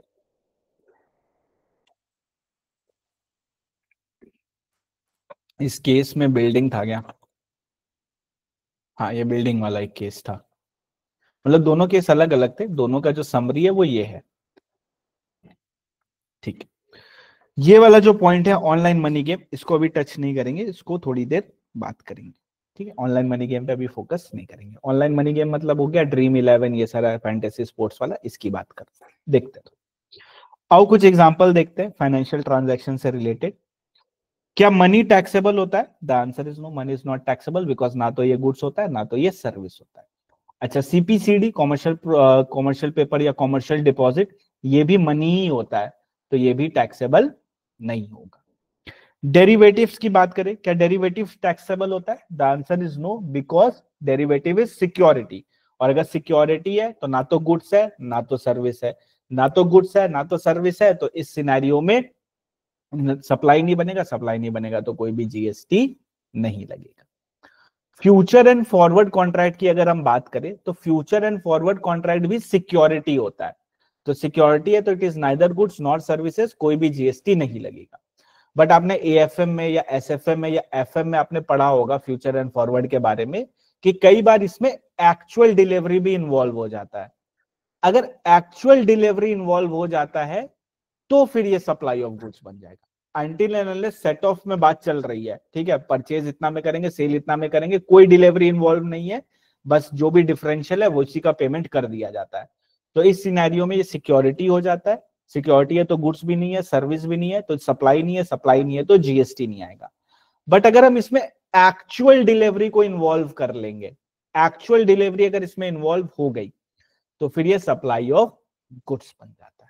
अब आई क्लियर दोस्तों? फ्यूचर एंड फॉरवर्ड आपने एएफएम में पढ़ा होगा तो आपको ज्यादा अच्छे से, मेरे से ज्यादा आइडिया तो आप लोग को होगा, एएफएम वालों, एसएफएम वालों। हाँ सर, हम लोग को पता है सर, ये तो बहुत इजी सा कॉन्सेप्ट है, कुछ भी नहीं है इसमें कॉम्प्लिकेटेड, एकदम आसान सा कॉन्सेप्ट है। सिक्योर्ड डेट की बात करें तो सिक्योर्ड डेट भी सिक्योरिटीज होता है, तो it is not taxable. Transaction in instrument, example interest rate swap, ये भी डेरिवेटिव होता है, डेरिवेटिव सिक्योरिटी होता है, सिक्योरिटी गुड्स नहीं होता है, सर्विस नहीं होता है, तो सप्लाई नहीं है, सप्लाई नहीं है तो जीएसटी नहीं आएगा। इंटरेस्ट, इंटरेस्ट इस पे जीएसटी आता है, बट हाल फिलहाल के लिए ये एग्जेम्प्ट करके रखा हुआ है। ओके, तो हमने अभी क्या देखा? हमने बस सिंपल सी चीज देखी, गुड्स देखा हमने। गुड्स क्या होता है? Anything which is movable is goods, actionable claim is goods, growing crop is goods, provided उसको कट करके बेच रहे हैं, standing tree is goods, but क्या standing timber is goods, but क्या एक्सक्लूड करना है? Standing tree, money and security, ये गुड्स नहीं होता है। बात करें सर्विस की, तो सर्विस मतलब होता है anything other than goods is service, but इसमें एक्सक्लूड क्या करना है अपने को? मनी एंड सिक्योरिटीज अपने को एक्सक्लूड करना है। मनी एंड सिक्योरिटी गुड्स नहीं होता है, सर्विस नहीं होता है, गुड्स भी नहीं होता है। ओके, बट पैसे से पैसे कमाना सर्विस, ब्रोकरेज सिक्योरिटी का सर्विस, इंटरेस्ट सर्विस, बट हाल फिलहाल के लिए एग्जेम्प्ट करके रखा हुआ है। एग्जेम्प्ट उसी को करते हैं जो सप्लाई होता है, अगर सप्लाई नहीं है तो एग्जेम्प्ट नहीं होगा। तो सप्लाई मतलब क्या हो गया? गुड्स एंड सर्विसेज या बोथ होना चाहिए, बिजनेस होना चाहिए, कंसिडरेशन होना चाहिए। तो इसमें से क्या हमने गुड्स एंड सर्विसेज बोथ वाला कंप्लीट कर लिया क्या? Yes, goods services and both वाला कंप्लीट कर लिया। अब बढ़ते हैं कंसिडरेशन की तरफ, ठीक है। कंसिडरेशन क्या होता है? कंसिडरेशन मतलब होता है कोई भी रोकड़ा या तो आप पे करोगे या तो आप पे करने वाले होगे। ऑलरेडी आपने डिसाइड किया होगा कि आप पे करोगे या पे करने वाले होगे। अब कंसिडरेशन की बात करेंगे तो रुपया बोलेंगे, जैसे ही रुपया बोलेंगे तो उसमें सब कुछ इंक्लूड हो जाएगा, चेक, डिमांड ड्राफ्ट वगैरह सब कुछ, ठीक है। अब कंसिडरेशन अगर है, रोकड़ा है, तो ही वो सप्लाई बनेगा। बट कोई चीज कंसिडरेशन है कि नहीं वो कैसे पता चलेगा, कैसे पता चलेगा कंसिडरेशन है कि नहीं है? तो उसके लिए कॉन्सेप्ट है क्विड प्रो क्यू, लर्न करना है। क्विड प्रो क्यू, ऐसे लग रहा है हैरी पॉटर का कोई हम लोग वो पढ़े, क्विड प्रो क्यू। तो क्विड प्रो क्यू मतलब क्या होता है? Something for something. अगर मैं किसी को रुपया दे रहा हूं तो बदले में वो मेरे लिए कुछ करेगा, तो ही कंसिडरेशन माना जाएगा। कंसिडरेशन का जो की वर्ड है वो है Kwid pro Q, something for something. मैंने तुमको रुपया दिया, बदले में तुमने मेरे लिए कुछ किया। मैंने तुमको रुपया दिया, बदले में तुमने मेरे लिए कुछ किया, तो ही वो कंसिडरेशन बनेगा, अदरवाइज वो कंसिडरेशन नहीं बनेगा। एग्जाम्पल के लिए इनकम टैक्स, हम इनकम टैक्स पे करते हैं, करेक्ट, यानी हमने रुपया दिया गवर्नमेंट को। क्या गवर्नमेंट हमारे लिए कुछ करेगी ऐसा वो बाध्य है क्या? ऐसा उस पर ये लगा के रखे क्या कि करना ही पड़ेगा, गवर्नमेंट को करना ही पड़ेगा? ऐसा तो हमने कुछ बोला नहीं है, कंपल्शन नहीं है, चाहे तो करे चाहे तो नहीं करे। सर रोड बनवाती है ना हमारे लिए, तो मेरे लिए थोड़ी बनवा रही है, वो तो पूरे पब्लिक के लिए बनवा रही है। रुपया मैंने दिया तो कोई डायरेक्ट लिंक है क्या कि मेरा ही रुपया इस रोड में लगा है? नहीं ना। समथिंग फॉर समथिंग है नहीं, समथिंग फॉर समथिंग नहीं है तो क्विड प्रो क्यों नहीं है, क्विड प्रो क्यों नहीं है तो कंसिडरेशन नहीं है, कंसिडरेशन नहीं है तो सप्लाई नहीं है, सप्लाई नहीं है तो कोई भी जीएसटी नहीं लगता है। इसीलिए इनकम टैक्स पे जीएसटी नहीं लगता है, ये रीजन है। क्या रीजन है? कुछ समथिंग फॉर समथिंग ही नहीं है, कंसिडरेशन ही नहीं है। सर ऑलरेडी इतना ज्यादा इनकम टैक्स लग रहा है, उस पे भी आप बोल रहे हैं कि जीएसटी लगा दो उसी इनकम टैक्स पे, ऐसे थोड़ी ना होता है सर। हाँ नहीं लगता है दोस्तों, नहीं लगता, घबराओ मत। टैक्स रेट बहुत हाई हो चुका है, तुम लोग पॉपकॉर्न कैसे खाओगे? लेकिन सर पॉपकॉर्न तो हम लोग वैसे भी नहीं खाते सिनेमा हॉल में, हम लोग घर का पेपर लेके थोड़ी जाते कि पॉपकॉर्न खरीद पाएंगे। पॉपकॉर्न पे सर लगा दीजिए, हम लोग वैसे भी नहीं खाते हॉल वगैरह में जाके, जो खाता है वो भी नहीं खाएगा। आप 18%? कैरेमल वाला खाओगे तब ना सर, हम कैरेमल वाला खाएंगे नहीं, हम खाएंगे सॉल्टेड वाला।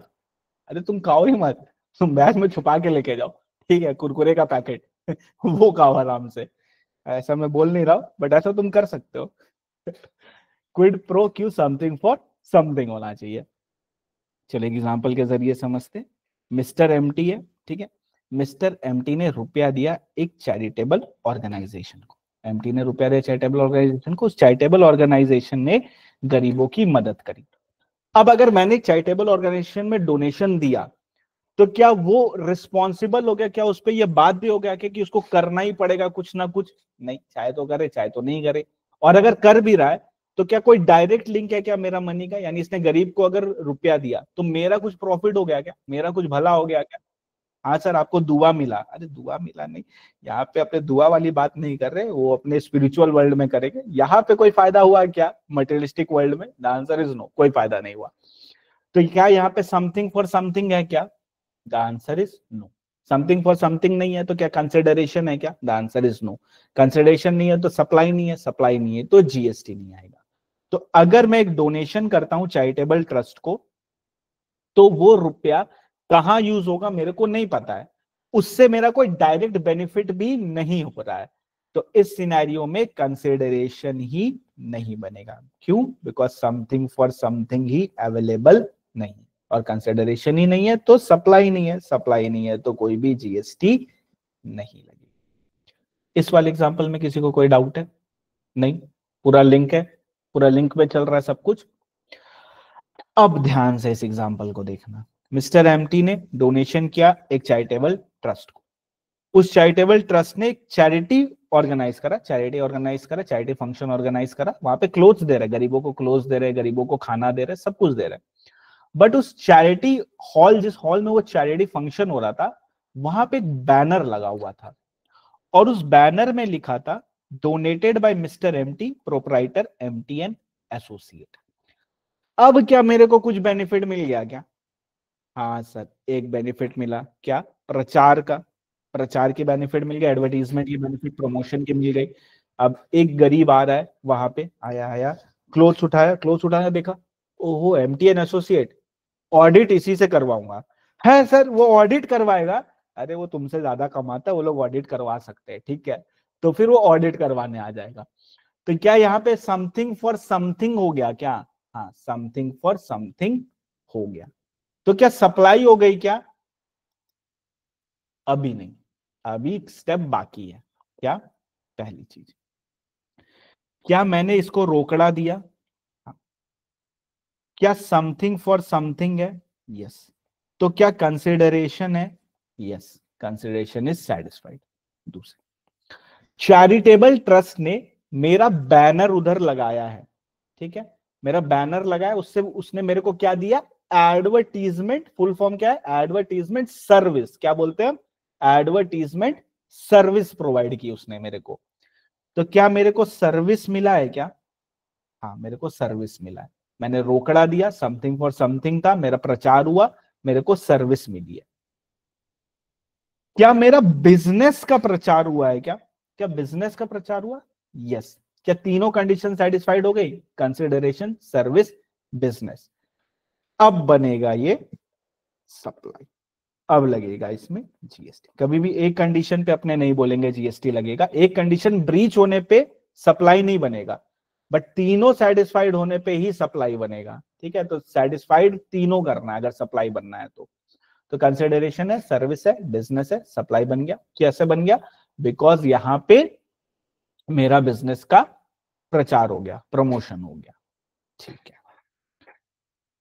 आओ इसको समराइज करते हैं दोस्तों। अगर हम डोनेशन देते हैं किसी चैरिटेबल ट्रस्ट को, ठीक है, चैरिटेबल ट्रस्ट को डोनेशन या कोई भी डोनेशन अगर हमने दिया, तो दो चीजें होती हैं डोनेशन के लिए। हम डोनेशन क्यों देते हैं? पहला चीज क्या होता है डोनेशन देने का? मेन चीज क्या होता है? फेम, ठीक है। सर एक हाथ से दो, दूसरे हाथ को पता ना चले, वो घर पे, यहाँ पे नहीं, इनकम टैक्स पे नहीं, जीएसटी में नहीं, ठीक है। फेम के लिए देते हैं। फेम दो प्रकार का होता है, हर इंसान चाहता है कि उसकी चर्चा हो। एक हो गया पर्सनल लेवल पे, ठीक है, पर्सनल लेवल पे। तो पर्सनल लेवल पे जब आप करोगे तो बिजनेस का कोई लेना देना है नहीं इसमें, तो कंसिडरेशन बनेगा नहीं, सप्लाई बनेगी नहीं। दूसरा हो गया आपका बिजनेस लेवल पे। अब बिजनेस लेवल पे फेम है, ये चीज कैसे पता चलेगी? बिकॉज ये तो बहुत डाइसी सिचुएशन है ना। हम बोल देंगे पर्सनल लेवल है, कैसे तुम बोल दिया बिजनेस वाला है, ये तो हम मानेंगे नहीं, ऐसे नहीं करेंगे, वैसे नहीं करेंगे।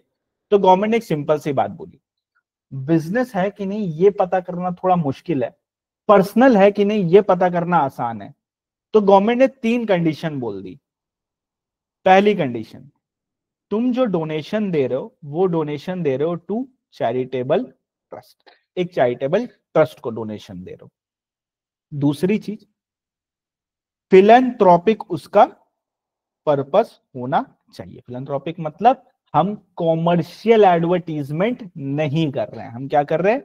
हम कॉमर्शियल एडवर्टीजमेंट नहीं कर रहे हैं। फिलैंथ्रोपिक पर्पस है, एक अच्छा पर्पस है, चैरिटेबल ट्रस्ट को दे रहे हैं, फिलैंथ्रोपिक पर्पस है। और उसका जो कैरेक्टर है, उस डोनेशन का जो कैरेक्टर है, वो कैरेक्टर है डोनेशन का ही। हाँ, ऐसे ही लिखा हुआ है, उसका कैरेक्टर क्या है? डोनेशन का ही कैरेक्टर है, या गिफ्ट का कैरेक्टर है, एज अ गिफ्ट हम दे रहे हैं। तो अगर ये तीन कंडीशन हम सेटिस्फाई कर लेंगे तो ये पर्सनल लेवल बन जाएगा। पर्सनल बन जाएगा तो क्विड प्रो क्यों नहीं होगा, क्विड प्रो क्यों नहीं होगा तो जीएसटी नहीं लगेगा, बिकॉज कंसिडरेशन नहीं बनेगा। तो डोनेशन किसको देना है? चैरिटेबल ट्रस्ट को देना है। पर्पस क्या होना चाहिए? फिलैंथ्रोपिक पर्पस होना चाहिए, कॉमर्शियल एडवर्टीजमेंट नहीं होना चाहिए। कैरेक्टर क्या होगा उसका? डोनेशन या गिफ्ट। क्या होगा उसका कैरेक्टर? डोनेशन या गिफ्ट। अब इसको हल्के में मत लेना, ये लिख के आना है एग्जाम में, ठीक है। एक क्वेश्चन करवाऊंगा अभी, उस क्वेश्चन में देखना इसी प्रकार आंसर लिखा हुआ है। तो डोनेशन चैरिटेबल ट्रस्ट को दो, फिलैंथ्रोपिक पर्पस होना चाहिए, कैरेक्टर डोनेशन एंड गिफ्ट होना चाहिए। जैसे यहाँ पे देखो, हमने चैरिटेबल ट्रस्ट को दिया और इसका पर्पस फिलैंथ्रोपिक था, कोई डायरेक्ट लिंक नहीं था, कोई भी कॉमर्शियल बेनिफिट नहीं हुआ मेरे को, तो यहाँ पे सप्लाई नहीं बना। बट सेकंड वाले एग्जांपल में इसने मेरा बैनर लगा दिया mister MT proprietor MT and associate, तो यहाँ पे क्या हो गया, स्क्रीन ब्लैंक दिख रहा है, नहीं ब्लैक तो नहीं है, ठीक है, एक बार रीज्वाइन करो तो कुछ दिक्कत आ रही है लग रहा है तुम्हारे एंड में। तो मिस्टर एमटी, इसने लगा दिया mister MT proprietor of MT associate, तो यहाँ पे मेरा प्रचार हो गया। जैसे ही मेरा प्रचार हो गया तो फिलेंथ्रोपिक पर्पस ये नहीं रहा, अगर फिलेंथ्रोपिक पर्पस नहीं है तो अब ये बिजनेस में चला गया। फेम किसके लिए हो गया, बिजनेस के लिए हो गया। तो इस चीज का अपने को ध्यान रखना है। क्यूमुलेटिवली ये तीनों कंडीशन सेटिस्फाई करेंगे तो पर्सनल लेवल का फेम है, पर्सनल लेवल के फेम पे कोई भी जीएसटी नहीं लगेगा, बिकॉज कंसिडरेशन नहीं बनेगा। नेक्स्ट, इसको पहचानते हो दोस्तों? इसको नहीं पहचानते यार, क्या कर, इसको तो पहचानते ही होगा तुम लोग। सर किसकी पेंटिंग है, जल्दी बताओ। मजनू भाई की पेंटिंग है। वेलकम मूवी नहीं देखा क्या? वेलकम मूवी देखो, अगर नहीं देखा जीवन में तो पहले वेलकम मूवी देखो, ठीक है, क्लास के बाद, अभी नहीं तो वेलकम मूवी जरूर देखें। तो ये मजनू भाई की पेंटिंग, मजनू भाई ने एक मस्त पेंटिंग बनाई, तगड़ी वाली, और इस पेंटिंग को उन्होंने सेंड कर दिया एग्जीबिशन में। एग्जीबिशन में पेंटिंग लगी है, लोग आ रहे हैं, देख रहे हैं, तारीफ कर रहे, चले जा रहे। अब यहां पे ध्यान से सुनना, जब भी आप कोई पेंटिंग एग्जीबिशन के लिए भेजते हो तो उसके लिए आपको कोई भी रुपया नहीं मिलता है दोस्तों, कोई रुपया नहीं मिलता है, कोई भी रुपया नहीं दिया जाता। तो अगर आप कोई भी पेंटिंग एग्जीबिशन के लिए भेजा है आपने तो आपको कोई रुपया नहीं मिलेगा। रुपया नहीं मिलेगा मतलब कंसिडरेशन इच नहीं है। कंसिडरेशन नहीं है तो क्या सप्लाई बनेगा? क्या कोई सप्लाई नहीं बनेगा। क्या जीएसटी लगेगा? क्या नहीं लगेगा। तो जब भी एक पेंटर अपनी पेंटिंग को एग्जीबिशन के लिए भेजता है तो रुपया नहीं मिलता है। रुपया नहीं मिला तो कंसिडरेशन नहीं है, तो सप्लाई नहीं है तो कोई भी जीएसटी नहीं लगेगा। बट मजनू भाई ने एक मस्त पेंटिंग बनाई, वो पेंटिंग उसने एग्जीबिशन में भेज दी, अभी कोई जीएसटी नहीं लगेगा। वहां एंट्री होती है लैला की, ठीक है। अब लैला की जब एंट्री हुई तो लैला को पेंटिंग इतनी मस्त लगी, इतनी मस्त लगी, इतनी मस्त लगी, और इतनी ज्यादा क्रिएटिव एंड इंटेलेक्चुअल पेंटिंग है ये, कि इस पेंटिंग के लिए उसने 1 करोड़ रुपया पेमेंट कर दिया मजनू भाई को। अब जीएसटी लगेगा क्या दोस्तों? अब जीएसटी लगेगा क्या? यस और नो? नो या yes? So the answer is, अब पढ़ेंगे मेन कॉन्सेप्ट। आ जाओ। सबसे पहली बात, क्या कंसिडरेशन आ गया क्या? यस, 1 करोड़ एक कंसिडरेशन है, कंसिडरेशन आ गया। दूसरी चीज, क्या गुड्स है? क्या anything which is movable is goods? Correct. तो पेंटिंग मूवेबल है, एक जगह से दूसरी जगह जा सकती है, गुड्स है। तीसरी चीज, बिजनेस है क्या? अभी के लिए समझ लो मजनू भाई पेंटर है, अभी बस इतना समझो। क्या बिजनेस है क्या? The answer is yes. अभी गौर से सुन, एक कीवर्ड बताता हूं, ठीक है, ये हम लोग को एकदम लास्ट तक लर्न करना है। जो बंदा पैसा देता है, जो बंदा रोकड़ा देता है, वो होता है रेसिपिएंट। जीएसटी में 2 लोग होते हैं, एक होता है सप्लायर जो सप्लाई करता है गुड्स एंड सर्विसेज का, एक होता है रेसिपिएंट जो रिसीव करता है गुड्स एंड सर्विसेज को। अब रेसिपिएंट आइडेंटिफाई करना काफी कई बार डिफिकल्ट हो जाता है, तो एक इसका मूल मंत्र देता हूं। रेसिपिएंट मतलब वो इंसान होता है जो रुपया दे रहा है, जो रोकड़ा दे रहा है, जो पैसा का पेमेंट कर रहा है। जैसे हमारे एग्जाम्पल में बताओ, मजनू भाई रेसिपिएंट है या लैला रेसिपिएंट है? रुपया कौन दे रहा है? लैला। तो रेसिपिएंट कौन हो गई? लैला। अगर रेसिपिएंट लैला है तो सप्लायर कौन हो गया? मजनू भाई हो गए सप्लायर। सिंपल सी बात है, 2 ही पार्टी है इसमें। तो क्या मजनू भाई पेंटर है? यस, मजनू भाई पेंटर है, तो उनकी बिजनेस हो गई। तीनों कंडीशन सेटिस्फाइड हो गया तो यहाँ पे होगा सप्लाई। अब सप्लाई लगेगा तो जीएसटी लगेगा क्या? The answer is yes. ये जीएसटी कौन पेमेंट करेगा? इसके बारे में हम आरसीएम चैप्टर में पढ़ाई करेंगे। किसमें पढ़ाई करेंगे? आरसीएम चैप्टर जब हम पढ़ेंगे तो इसके बारे में चर्चा करेंगे। तो तीनों कंडीशन सेटिस्फाई करनी है, रोकड़ा होना चाहिए, गुड्स एंड सर्विसेज होना चाहिए, बिजनेस होना चाहिए, तो ही सप्लाई बनेगा, तो ही उस पर अपने जीएसटी चार्ज करेंगे। एम आई क्लियर दोस्तों? किसी को डाउट, किसी को कंफ्यूजन इसमें? नहीं क्लियर? एक कीवर्ड याद रखना, बुक के फर्स्ट पेज में लिख लो, नोटबुक के अपने मदर टंग में लिख लेना, मैं हिंदी में बोल रहा हूं।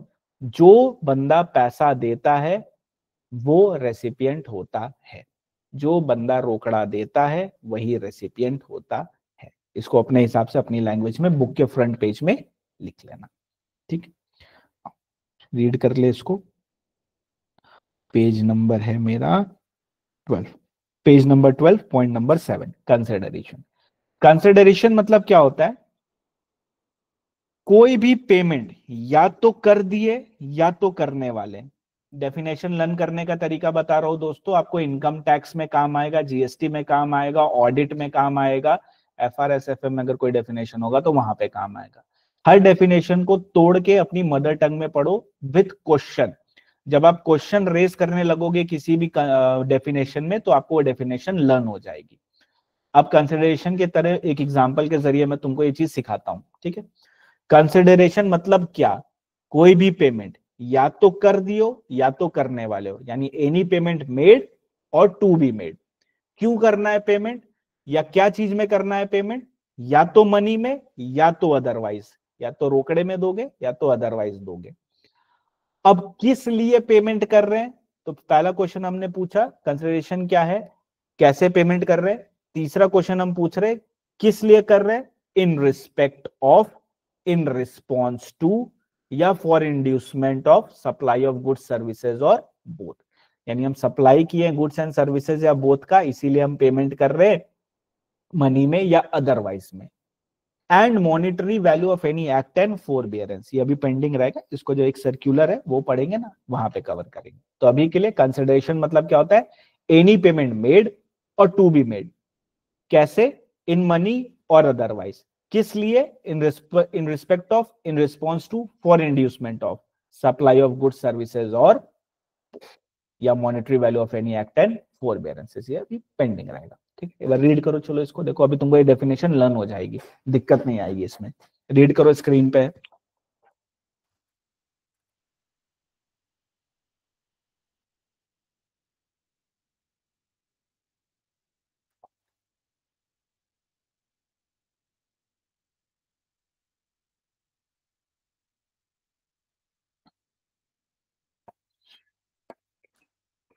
हाँ सर, ये तो बहुत अच्छी तरीके से हो गया।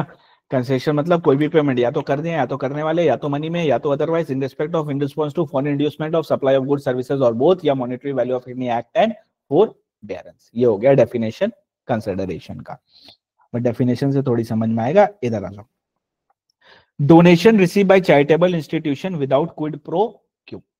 एक इंपॉर्टेंट फीचर है कंसिडरेशन का quid pro quo. Quid pro quo मतलब क्या होता है? Something for something. अगर मैंने तुमको रुपया दिया है तो एक ऑब्लिगेशन होना चाहिए कि तुम मेरे लिए कुछ करोगे, तो ही वो कंसिडरेशन बनेगा, अदरवाइज वो कंसिडरेशन नहीं बनेगा। तो अगर ये तीन चीज सेटिस्फाई कर लोगे तो जीएसटी नहीं लगेगा, बिकॉज कंसिडरेशन नहीं लगेगा। क्या है तीन चीज? गिफ्ट आप दे रहे हो चैरिटेबल ऑर्गेनाइजेशन को, उसका कैरेक्टर गिफ्ट या डोनेशन है, और उसका पर्पस फिलेंथ्रोपिक है, यानी कोई भी कॉमर्शियल गेन वगैरह नहीं हो रहा है, कोई भी एडवर्टीजमेंट नहीं हो रहा है। तीनों कंडीशन सेटिस्फाई करोगे तो जीएसटी नहीं लगेगा। तीनों कंडीशन सेटिस्फाई करोगे तो जीएसटी नहीं लगेगा, बिकॉज वो पर्सनल लेवल का फेम हो जाएगा, एंड पर्सनल लेवल पे जीएसटी नहीं लगता है। नेक्स्ट, मजनू भाई अपनी पेंटिंग भेजते हैं गैलरी को एग्जीबिशन के लिए, तो ये सप्लाई नहीं है, बिकॉज कोई भी पैसा नहीं देता है गैलरी आर्टिस्ट को। बट अगर वहां पे जाके एक बायर उस आर्ट वर्क को सेलेक्ट कर लेता है और खरीद लेता है, तब जीएसटी लगेगा, यानी जब एक्चुअल सप्लाई होगा तब जीएसटी एप्लीकेबल हो जाएगा। यही पढ़ा अभी तक, कुछ खास और नहीं पढ़ा। और रेसिपिएंट मतलब क्या होता है? रेसिपिएंट मतलब जो बंदा रुपया देता है वो रेसिपिएंट होता है। अच्छा, मान लो मेरे को रुपया दिया मिस्टर एक्स ने, लेकिन मैंने गुड्स दिया मिस्टर वाई को, तो मेरे लिए रेसिपिएंट कौन है, एक्स या वाई? मैंने एक सेल एग्जीक्यूट किया, ठीक है, मैंने एक सेल एग्जीक्यूट किया है, एंड जैसे मैंने ये सेल एग्जीक्यूट किया, ये मैंने सेल का पैसा मेरे को मिस्टर एक्स ने दिया, बट गुड्स मैंने मिस्टर वाई के पास भिजवाया है, तो मेरे लिए रेसिपिएंट कौन है? तो for me the recipient is mister x, because मेरे को रुपया मिस्टर एक्स ने दिया। मेरे को अपने रोकड़े से मतलब है, मेरा रुपया कहां से आ रहा है, मेरा रुपया जहां से आ रहा है वही मेरे लिए रेसिपिएंट है, वही मेरा देवता है, वही मेरा भगवान है, जिसने मेरे को रुपया दिया वही मेरा रेसिपिएंट बन जाएगा। इसको बुक के फर्स्ट पेज में लिख लेना, आगे तक काम आएगा। डिपॉजिट वाला पॉइंट अभी नहीं करेंगे, इस पे लिखते हैं पी। पी लिख दे रहा हूं मैं हर जगह ताकि बाद में अपने भूल ना जाए, पेंडिंग है ये वाला पॉइंट, ठीक है। ओके, तो हमने गुड सर्विसेज समझा, हमने कंसिडरेशन समझा, अब हम क्या समझेंगे, बिजनेस। अब बिजनेस समझने के लिए बिजनेस की एक बहुत बड़ी सी डेफिनेशन है, ठीक है, बहुत बड़ी सी, उसमें सब कुछ इंक्लूड किया है। ट्रेड होता है, कॉमर्स होता है, मैन्युफैक्चरिंग होता है, एक्टिविटी रिलेटेड या इंसिडेंटल टू ए, यानी ऊपर वाला ट्रेड, कॉमर्स, वोकेशन वगैरह सब कुछ है। कुछ नहीं लर्न करना, सच बता रहा हूँ, नहीं आएगा एग्जाम में, रेलिवेंट भी नहीं है, समझना भी नहीं है, बिकॉज तुमको पता है धंधा मतलब क्या, जो हम जानते हैं वो बिजनेस है, जो हम जानते हैं जनरल नॉलेज में वो सब बिजनेस है भाई। एक किराने का दुकान बिजनेस है, मॉल वाला बिजनेस है, एक ये ट्यूशन सेंटर बिजनेस है, हर एक चीज बिजनेस है, ये हम जानते हैं ऑलरेडी, इसमें कुछ भी ऐसा डेफिनेशन वाला चीज नहीं है। सर हम भी तो रेसिपिएंट हुए ना, हम आपको फीस देंगे, हाँ तुम लोग recipient, I am the supplier, ठीक है, और ये बिजनेस है, लेकिन मैं बिजनेस नहीं करता। चलो अब आ जाओ इधर। अब हनी सिंह है भैया, ब्राउन रंग आ रहे, ब्राउन रंग लिखा किसने वो तो पता नहीं, लेकिन गाया हनी सिंह ने, ठीक है, तो हनी सिंह मस्त ब्राउन रंग गाना गा रहे, कुड़िए नी तेरे ब्राउन रंग दे, मुंडे पट्ट दे नी सारे मेरे टाउन दे। अब ब्राउन रंग गाना जैसे हनी सिंह गाते हैं तो गाने में होता है इंटेलेक्चुअल प्रॉपर्टी, ठीक है, गाना is an intellectual property, intellectual property पे होता है कॉपी राइट। ये कॉपीराइट सेल किया जाता है, गाना बेचा जाता है मतलब MP3 फाइल नहीं बेची जाती है, मतलब वो भेजा जाता है, कॉपीराइट सेल होता है। क्या सेल होता है, कॉपीराइट। अब हनी सिंह ने ये कॉपीराइट दे दिया टी सीरीज को, एंड टी सीरीज ने इनको रुपया का पेमेंट कर दिया, 1 करोड़ रुपए दे दिए। तो हनी सिंह ने गाना गाया, गाना गाया मतलब क्या हो गया, service, anything other than goods is service. तो उसने क्या सर्विस दी, क्या, हाँ सर्विस दी। क्या कंसिडरेशन है, क्या, हाँ 1 करोड़ रुपया कंसिडरेशन है भाई। नेक्स्ट क्वेश्चन, क्या बिजनेस है, क्या, हाँ हनी सिंह का भाई काम है गाना गाना, धंधा है उसका, बिजनेस है। क्या सप्लाई हो गया, क्या, हाँ सप्लाई हो गया। क्या जीएसटी लगेगा, क्या, हाँ लगेगा। जीएसटी कौन देगा, इसके बारे में आरसीएम में चर्चा करेंगे, ठीक, बट जीएसटी लगेगा, अभी बस किस पे फोकस करना है, इस वाले लाइन तक, जीएसटी लगेगा। सर्विस है, कॉपीराइट देना इज अ सर्विस, कंसिडरेशन है 1 करोड़ रुपया, बिजनेस है भाई, धंधा हनी सिंह का गाना गाना, सप्लाई है, तो जीएसटी यहाँ पे एप्लीकेबल हो जाएगा, ठीक। इस वाले पॉइंट में इसमें किसी को दिक्कत है, कोई प्रॉब्लम नहीं, सिंपल सा बिजनेस का एक एग्जांपल था। अब हुआ क्या, ये हूं मैं, ठीक है, मैं बैठा हूँ, क्लास ओवर हो गया, क्लास ओवर हो गया, तो मैंने भी लैपटॉप बंद कर दिया, लैपटॉप बंद करके मैं अपना गाना गा रहा था, ठीक है, अपना गाना गा रहा था। अ, तुझे देखा तो ये जाना सनम, प्यार होता है दीवाना सनम, ऐसे मैं गाना गा रहा था। बाजू से टी सीरीज का मालिक भूषण जी गुजर रहे थे, ठीक है, मैं मस्त अपने गाना गा रहा हूँ, मैं मगन हूँ, मेरे को कुछ नहीं, मैं तो पढ़ाया, पढ़ाने के बाद लैपटॉप ऑफ किया, गाना गाना शुरू कर दिया, बाजू से भूषण जी जाने लगे, भूषण जी बोल रहे, टी सीरीज के मालिक बोल रहे, ओ अब क्या गाया है, क्या गाया है, मस्त है मस्त, कॉपीराइट क्लेम आ जाएगा, थोड़ा कंट्रोवर्सी चाहिए वैसे भी, ठीक है।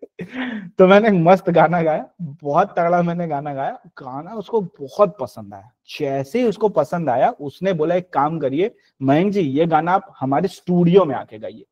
गाना गाना मेरा काम नहीं यार, मेरा काम पढ़ाना है, तो मेरे को कहाँ लेके आया, सर एक बार कर दीजिए, आपका एक आवाज चाहिए, बस एक आपकी आवाज में ये गाना चाहिए। मैंने बोला चलो ठीक है, इतना रिक्वेस्ट कर रहे हो तो चलो कर देते हैं, ऐसे भी अपने को क्या है यार, छोटा मोटा रुपया मिल जाएगा, 1 करोड़ रुपया दे दीजिएगा मेरे को, आप ब्रीफ केस में भर के, छोटा मोटा अमाउंट क्या है, कुछ फर्क नहीं पड़ता। 1 करोड़ रुपया उसने मेरे को दे दिया, मैंने भी गाना गा के ट्रांसफर कर दिया, मैंने कॉपीराइट ट्रांसफर की, यस, यानी मैंने सर्विस दी।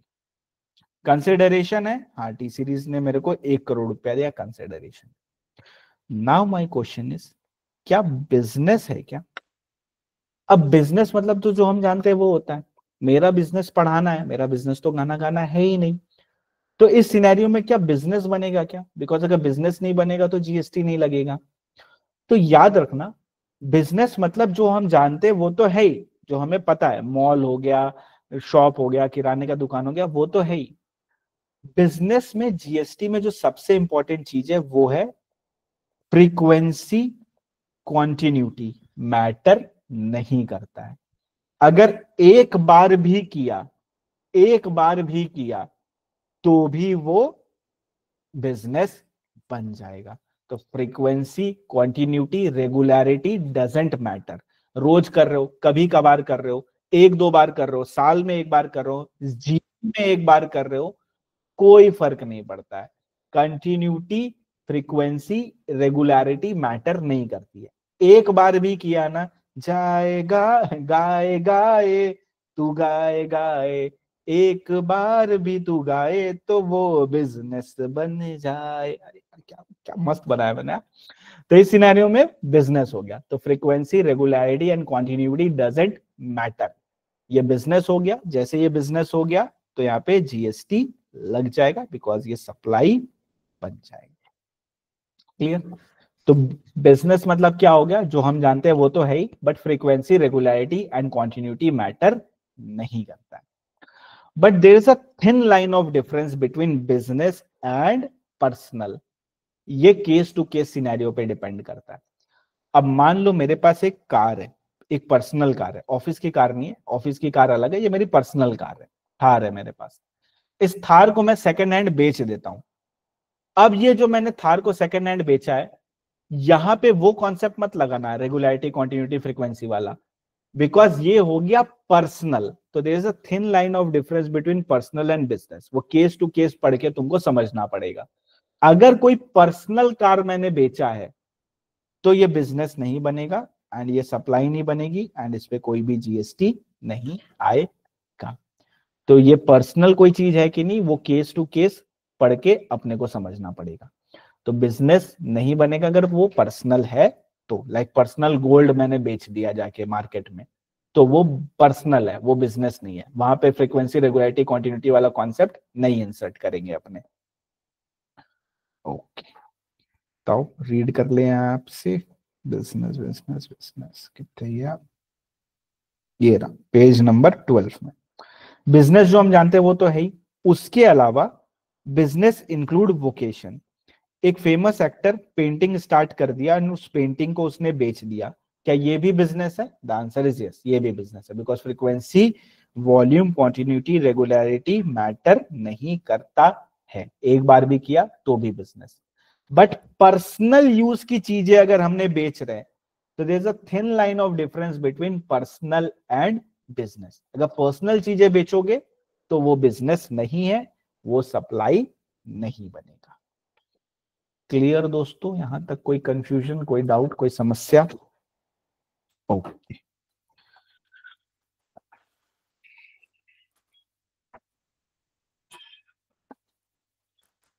तो चलो एक क्विक रिवीजन करते हैं दोस्तों, अभी तक जो भी पढ़ा है उसका। अभी ज्यादा कुछ नहीं पढ़ा, छोटू सी चीज पढ़ी है। ठीक है। आर्टिकल 366(12) पे क्या बोलता है? जीएसटी लगता है टैक्स में। टैक्स क्या, कब लगेगा? जीएसटी एक टैक्स है, कब लगेगा? सप्लाई पे लगेगा। किसकी supply? Good services and both. Supply मतलब क्या होता है? तीन चीजें सेटिस्फाई करनी है। गुड सर्विसेज बोथ होना चाहिए, बिजनेस होना चाहिए, कंसिडरेशन होना चाहिए। कई बार कंसिडरेशन नहीं होता है तो शेड्यूल 1 की तरफ जाते हैं। एंड शेड्यूल 3 क्या है? सबका पापा है, बोलता है सब कुछ सेटिस्फाई कर लो फिर भी सप्लाई नहीं मानेंगे। तीनों कंडीशन सेटिस्फाई करोगे तो ही सप्लाई होगा, तो ही जीएसटी लगेगा, अदरवाइज जीएसटी नहीं लगेगा।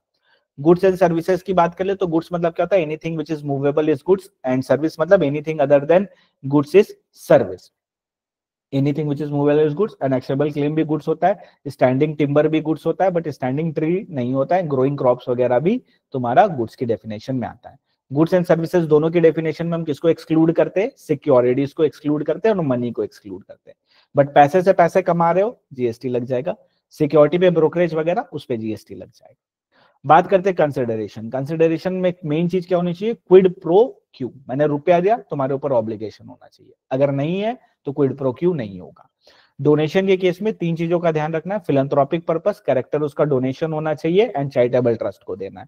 अगर ऐसा है तो जीएसटी नहीं लगेगा, और इसमें से भी कंडीशन ब्रीच कर दोगे तो जीएसटी लग जाएगा। बिजनेस मतलब क्या होता है? बिजनेस मतलब जो हम जानते हैं वो तो बिजनेस होता ही है, उसके अलावा फ्रीक्वेंसी, क्वांटिटी, रेगुलरिटी ये सब मैटर नहीं करता। एक बार भी किया तो भी वो बिजनेस बन जाता है। एंड इसमें अपने को पर्सनल वाला एक थिन लाइन ऑफ डिफरेंस है जो अपने को पता होना चाहिए। अच्छा, आर्टिस्ट ने गैलरी को सेंड किया है, गैलरी रुपया नहीं देती है तो कोई जीएसटी नहीं आएगा, बट वहां जाके अगर वो बिक जाता है पेंटिंग तब जीएसटी लग जाएगा।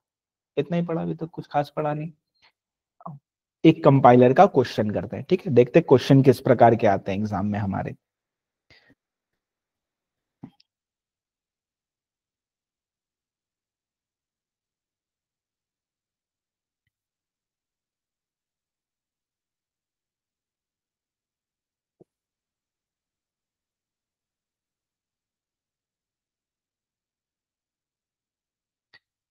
आ जाओ question number 5 page number 9। Sir हमारे पास तो है ही नहीं कंपाइलर, पीडीएफ दिया हूं ना, कोई बात नहीं, अभी यहां से देख लो, ठीक है।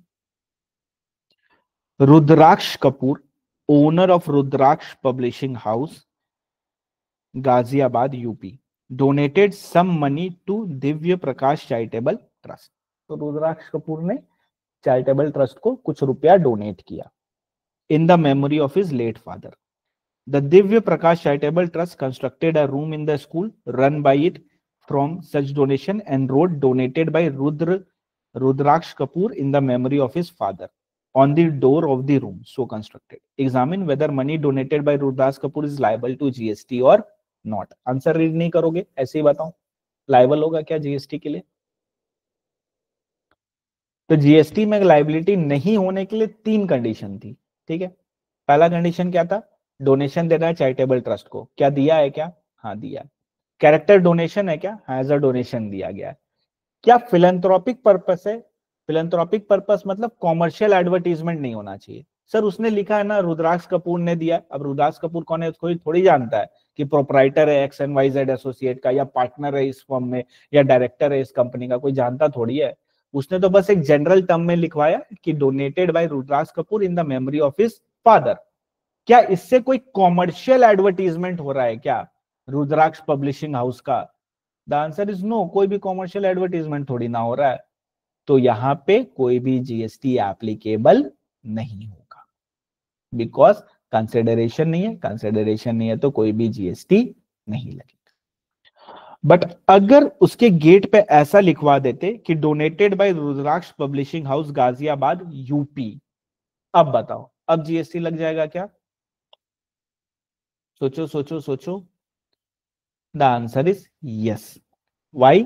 बिकॉज ये हो गया तुम्हारा कॉमर्शियल एडवर्टीजमेंट, ठीक है। आंसर मेरे को पता है क्या है, लिखूं कैसे भाई, वो भी तो एक टास्क है, सिर्फ आंसर आता है बोलने से थोड़ी हो जाएगा, लिखना भी तो पड़ेगा। तो दोस्तों एक काम करो, आपके जो प्यारे प्यारे नोटबुक है, एकदम प्यारे से जो कोरे कोरे नोटबुक है, उसमें जाओ, लिखो question number 5 page number 9 and एक बार इसका आंसर लिखने का प्रयास करो। रीड हम क्या डिस्कस कर लिए हम लोग, लिखने का प्रयास करो एक बार, लेट्स सी अपने कितने क्लोज अभी हैं। अभी अपने को एक बार टेस्ट करना पड़ेगा ना अपने कहाँ स्टैंड करते हैं, तभी तो इसको इंप्रूव करेंगे। बिकॉज अगर एग्जाम निकालना है तो सिर्फ प्रोविजन आने से एग्जाम नहीं निकलेगा, सिर्फ क्वेश्चन आंसर सॉल्व करने से भी एग्जाम नहीं निकलेगा, तुमको राइटिंग प्रैक्टिस करना पड़ेगा। तो एवरीबॉडी निकालो फटाफट, क्वेश्चन तुम्हारे आंख के सामने, वहां पे लिख लेना क्वेश्चन नंबर 5 पेज नंबर 9, बाद में हेल्प करेगा। चलो start writing this answer. You guys have exactly 5 minutes, सिर्फ 5 मिनट है तुम्हारे पास। 41 हो रहा है, 42 हो रहा है, 47 पे ले लूंगा।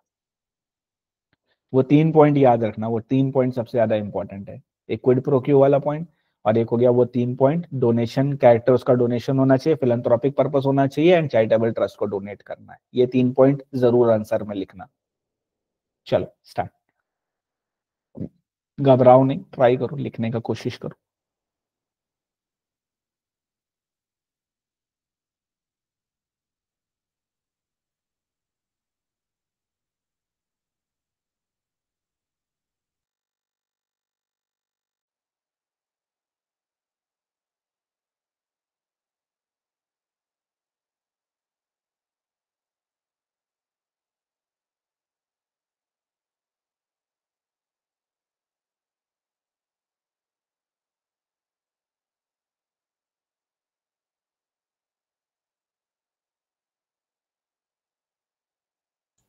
लिखो दोस्तों, लिखना जरूरी है, ठीक है, अवॉइड मत करो।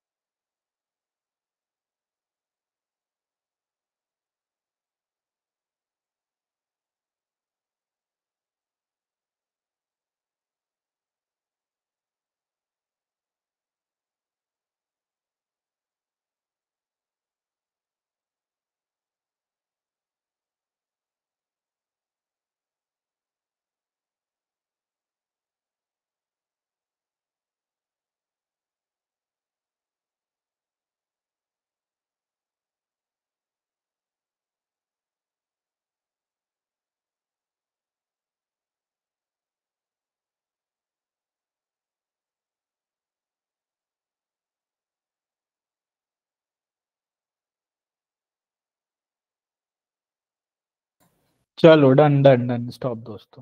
लिखा? कुछ तो लिखा होगा, 2 लाइन तो लिखी, जल्दी बताओ लिखा कि नहीं लिखा, कि कुछ भी नहीं लिखा। सिमाद्री, सिमाद्री राइट है ना, सही है ना प्रोनाउंसिएशन? हाँ। तुम तो लिख रहे हो, बाकी लोग लिखा? हाँ ना, कुछ बोल लो।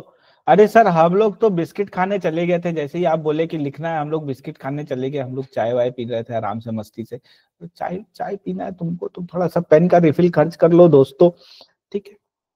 अब सुनो मेरी बात, लेट्स सी क्या लिखा है। देखो, ऊपर वाला पार्ट नहीं भी लिखा होगा कोई फर्क नहीं पड़ता, बस ये क्विड प्रो क्यू वाला पॉइंट लिखा है, क्विड प्रो क्यू वाला पॉइंट है देयर वहां पे तुम लोग के आंसर में, समथिंग फॉर समथिंग, ये ओके। नेक्स्ट, जीएसटी कब नहीं लगेगा, तो ये 3 पॉइंट अपने को लिखना है। फिलेंथ्रोपिक वाला डोनेशन, कैरेक्टर्स का डोनेशन होना चाहिए, एंड चैरिटेबल ट्रस्ट को अपने दे रहे हैं, ये 3 पॉइंट होना चाहिए। नेक्स्ट पॉइंट जो भी केस में हुआ वो सब कुछ एक्सप्लेन करेंगे, उसके बाद लिखेंगे money donated by Rudraj Kapoor is not leviable to GST. Obviously वाला पॉइंट तुमने लिखा ही होगा। रीजन क्या है? नो रेफरेंस या mention of his publishing house which otherwise would have got advertised. अब मेरी बात गौर से सुनो, अगर ये तीनों पॉइंट नहीं है मार्क्स कट जाएंगे। नेक्स्ट, केस एक्सप्लेन कर दिया लेकिन ये वाला पॉइंट लिखना भूल गए कि क्यों नहीं है, बिकॉज पब्लिशिंग हाउस का रेफरेंस नहीं था। अगर ये पॉइंट नहीं लिखा तो भी मार्क्स डिडक्ट हो जाएंगे, एंड इनफैक्ट अगर ये पॉइंट नहीं लिखा तो हो सकता है पूरे ही मार्क्स काट ले वो। तो कई बार अपने बोलते हैं ना कि लिख के तो आए थे लेकिन दिया नहीं, बिकॉज ये मिस था ना, सब तो लिख दिया, मेन लाइन नहीं लिखी। ये है जान, ये है पूरे क्वेश्चन की आंसर की जान, अगर ये नहीं है तो मार्क्स डिडक्ट हो जाएंगे। नेक्स्ट वाले केस में तो there is a direct mention of his publishing house which is advertise, तो इस केस में सप्लाई ऑफ सर्विस बन जाएगा एंड कंसिडरेशन वगैरह है इसमें, तो इस सिनेरियो में सप्लाई ऑफ सर्विस बन जाएगी। दूसरे वाले का जान ये। तो अगर ये दो लाइन आपने मिस कर दी और आपने पूरा आंसर लिखा है तो मार्क्स डिडक्ट हो जाएंगे। तो आपको ध्यान रखना है कि क्या चीज के मार्क्स है, ये जानना बहुत जरूरी है। आपको इस द एम आर के मार्क्स नहीं मिलने वाले, ठीक है? आपको ग्रामर के मार्क्स नहीं मिलने वाले, आपको सही पॉइंट सही लाइन लिखने के मार्क्स मिलेंगे। जैसे इस क्वेश्चन में ये लाइन सबसे ज्यादा इंपॉर्टेंट था और ये वाला लाइन सबसे ज्यादा इंपॉर्टेंट था। अगर ये दो लाइन मिस हो गया तो आप जीरो भी एक्सपेक्ट कर सकते हो, अगर उसका मूड खराब होगा तो वो जीरो भी दे सकता है। तो ये दो लाइन सबसे ज्यादा इंपॉर्टेंट है। तो सर बस ये दो लाइन लिख के आ जाते हैं ना काम हो जाएगा? नहीं, रीजन है, देखो ये जो आंसर लिखना हम लोग को सिखा रहा है ना, एक इसका पर्पस समझो। अगर पर्पस समझोगे ना तो पढ़ने में मन लगेगा। जब तुम्हारे पास क्लाइंट आएगा, हम लोग सीए जब पढ़ाते हैं, सीए इंस्टीट्यूट ये एक्सपेक्ट करता है कि आप फ्यूचर में बड़े क्लाइंट्स हैंडल करोगे, आइदर आप जॉब के थ्रू हैंडल करोगे और या तो आपकी खुद की प्रैक्टिस होगी। आपके पास अगर कोई क्लाइंट आएगा कोई प्रॉब्लम लेके, तो आप उसको डायरेक्ट सोल्यूशन दोगे या आप उसको प्रॉपर्ली एक्सप्लेन करोगे कि आप इस सोल्यूशन तक कैसे पहुंचे? आपको एक्सप्लेन करना पड़ेगा ना कि ऐसा हुआ, फिर ये स्टेप, फिर ये स्टेप, फिर ये स्टेप, इसकी वजह से मैंने ये चीज कंक्लूड करी है। अब मोटा पैसा लेना है कंसल्टेंसी में तो मोटा दिखाना भी तो पड़ेगा, सिर्फ यस नो बोलने से थोड़ी हो जाएगा। यस नो तक कैसे पहुंचे वो भी तो समझाना पड़ेगा ना। तो ये सारी चीजें प्रैक्टिस हम लोग इसी मतलब करते हैं अपने प्रिपरेशन में। सीए जो अपना कोर्स डिजाइंड है ये इस तरह ही डिजाइंड है ताकि आप आंसर लिखो, आप समझो आंसर कैसे बोला जाता है, एक क्लाइंट से कैसे डील की जाती है। ये हर एक पॉइंट आपको बहुत ज्यादा काम आएगा, ठीक है? तो अभी के लिए हमने अभी क्या सीखा इस क्वेश्चन में कि हर क्वेश्चन का एक जान होता है, वो जान वाला लाइन अपने को आइडेंटिफाई करना सीखना पड़ेगा, एंड वो तो लिख के आना ही आना है। बाकी ऊपर नीचे तो लिखना ही है, बट वो सबसे जरूरी है लिखना। वो मिस हुआ तो भैया जीरो, आप यही एक्सपेक्ट करो। तो उससे क्या होगा, आपका प्रिपरेशन एकदम टॉप नॉच होगा।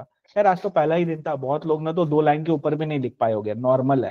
जब मैंने फर्स्ट टाइम लिखना स्टार्ट किया था, तीसरे लाइन के बाद तो मेरा हाथ ही नहीं चल रहा था प्रिपरेशन के टाइम पे, क्या लिखूं समझ ही नहीं आ रहा था। तो धीरे धीरे हो जाएगा, प्रैक्टिस करते रहना है। प्रैक्टिस करेंगे तो हो जाएगा, नहीं करेंगे तो नहीं होगा, सीधी सी बात है भाई। प्रैक्टिस करोगे तो होगा, नहीं करोगे तो नहीं होगा। तो प्रैक्टिस करेंगे। ओके, इसी के साथ अभी अपना क्या खत्म हुआ, GST, tax, supply good services, both business consideration, ये पॉइंट होते हैं अपने कंप्लीट। अब अपने चलते हैं शेड्यूल 1 की तरफ। शेड्यूल 1 में कब आना है दोस्तों? शेड्यूल 1 में आपको तभी आना है जब कंसिडरेशन नहीं है, जब रोकड़ा नहीं है, रुपया नहीं है। शेड्यूल 1 में आप कभी भी स्टार्टिंग में नहीं आओगे, पहले आप कोशिश करोगे कि वो नॉर्मल सप्लाई साबित कर दो। अगर नॉर्मल सप्लाई आप साबित नहीं कर पा रहे हो तो आप आओगे शेड्यूल 1 में। शेड्यूल 1 में टोटल 4 केसेस है। अगर इस 4 केस में आपका केस है तो deemed supply, otherwise deemed supply नहीं मानेंगे उसको, यानी कोई भी सप्लाई नहीं बनेगी। ये 4 केस ही है सिर्फ शेड्यूल 1। उसमें से अभी हम सबसे पहले देखेंगे केस नंबर 1। तो शेड्यूल 1 अपने को बोलता है supply without consideration. Section number is 7(1)(c), नहीं लर्न करना है, सिर्फ शेड्यूल 1 लर्न करना है, सफिशिएंट है। शेड्यूल 1 बोलता है जब भी विदाउट कंसिडरेशन आप सप्लाई करोगे तो वो डीम्ड सप्लाई बन जाएगी। सबसे पहला केस हम इसमें पढ़ने जा रहे हैं, गौर से सुनना। अगर हम परमानेंट ट्रांसफर या डिस्पोज करते हैं, क्या कर रहे हैं, परमानेंट ट्रांसफर या डिस्पोज एक बिजनेस एसेट को, तो वो शेड्यूल 1 का पहला केस में आ गया। अब अगर मैं क्वेश्चन पढ़ रहा हूं, उस क्वेश्चन में मेरे को ऐसा पॉइंट मिला है कि कंसिडरेशन नहीं है और बिजनेस एसेट को वो परमानेंटली डिस्पोज कर रहा है, तो मैं शेड्यूल 1 अपने दिमाग में ओपन करूंगा, शेड्यूल 1 में हम आगे। शेड्यूल 1 में सबसे पहला पॉइंट है परमानेंट डिस्पोज या transfer of business asset. But condition है, कंडीशन क्या है, उस बिजनेस एसेट पे हमने आईटीसी ले रखा है। क्या? उस बिजनेस एसेट पे हमने आईटीसी ले रखा है। आओ समझते हैं।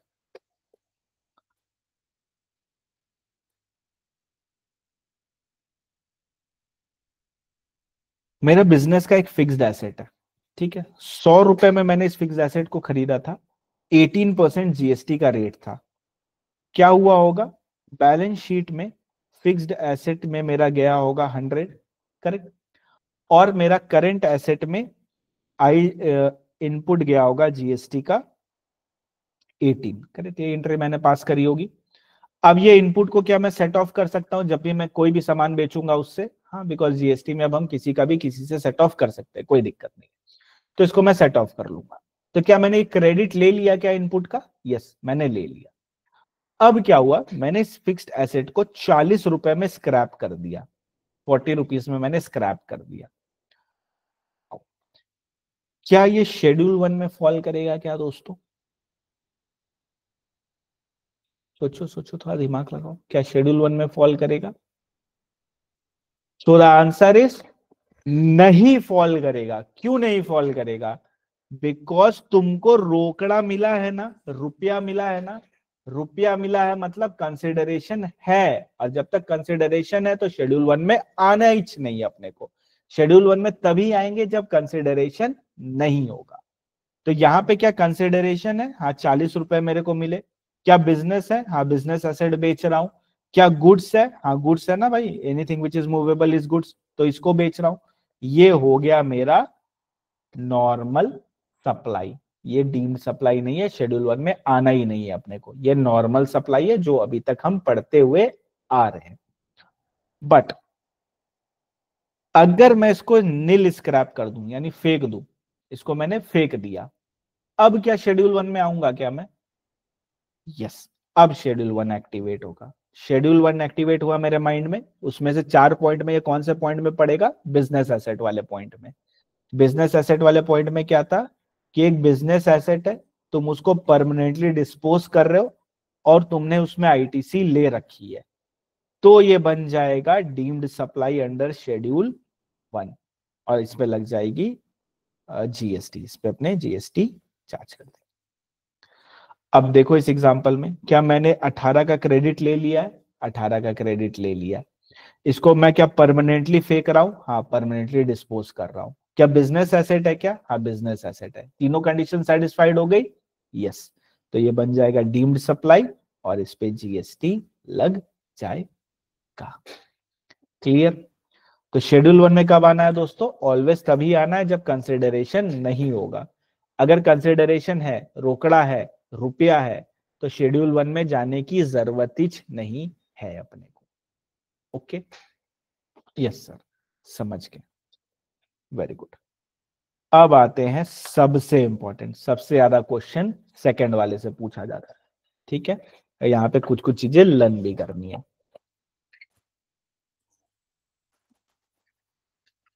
हमने एक सप्लाई करा है, ठीक है, हमने एक सप्लाई करा, ये सप्लाई में हमने रुपया नहीं लिया, बट ये सप्लाई हमने रिलेटेड पर्सन को करा है, तो हम आ जाएंगे शेड्यूल 1 का पॉइंट नंबर 2 की तरफ।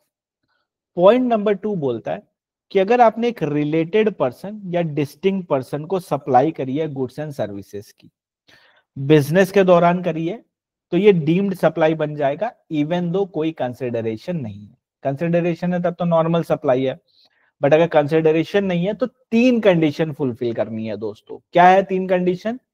रिलेटेड होना चाहिए या डिस्टिंक्ट होना चाहिए, गुड्स एंड सर्विस की सप्लाई होनी चाहिए, बिजनेस होना चाहिए। बट मोस्ट इंपॉर्टेंट पॉइंट यहाँ पे जो तुमको ध्यान रखना है वो याद रखना है, रिलेशन किसके पर्सपेक्टिव से देखना है, किसका पॉइंट ऑफ व्यू से रिलेशन होना चाहिए। तो यहाँ लिख लेना बड़े बड़े अक्षरों में जब बुक आएगा, पॉइंट ऑफ व्यू यहाँ पे अपने को रखना है सप्लायर का। सप्लायर का रिलेटेड है, सप्लायर का बिजनेस है एंड सप्लायर ने गुड्स एंड सर्विसेज की है, तो डीम्ड सप्लाई बनेगा। तो हमें पॉइंट ऑफ व्यू किसका रखना है? सप्लायर का रखना है। तो सप्लाई बिटवीन रिलेटेड पर्सन या डिस्टिंक्ट पर्सन विदाउट कंसिडरेशन, तो रिलेटेड या डिस्टिंक्ट होना चाहिए। क्या होता है अभी समझेंगे, अभी बस लर्न करो। रिलेटेड या डिस्टिंक्ट होना चाहिए, गुड्स एंड सर्विसेज होना चाहिए, बिजनेस होना चाहिए। बट ये तीनों चीजें किसके पॉइंट ऑफ व्यू से सोचना है? सप्लायर के। क्योंकि कई बार तुम किसी के रिलेटिव हो सकते हो, वो तुम्हारा रिलेटिव नहीं हो सकता है। कितनी बड़ी बात बोल दी, कई बार तुम किसी के रिलेटिव हो सकते हो, वो तुम्हारा रिलेटिव नहीं हो सकता। तो रिलेटेड या distinct person, supply of goods and services और बिजनेस, तो डीम सप्लाई बनेगा। पॉइंट ऑफ व्यू यहाँ पे अपने को सप्लायर का रखना है, ये बहुत इंपॉर्टेंट पॉइंट है। अब रिलेटेड, और रिलेटेड की डेफिनेशन पढ़ लेते हैं दोस्तों फटाफट। रिलेटेड मतलब कौन हो गया? डायरेक्टर और officer of one another business, एक दूसरे के बिजनेस के ऑफिसर एंड डायरेक्टर। या एक कंपनी का अगर डायरेक्टर है तो उस कंपनी का वो रिलेटेड बन जाता है। एक कंपनी का अगर एक ऑफिसर है तो उस कंपनी का वो रिलेटेड बन जाता है। Legally recognised partner in businesses, partner एक दूसरे के रिलेटेड होते हैं।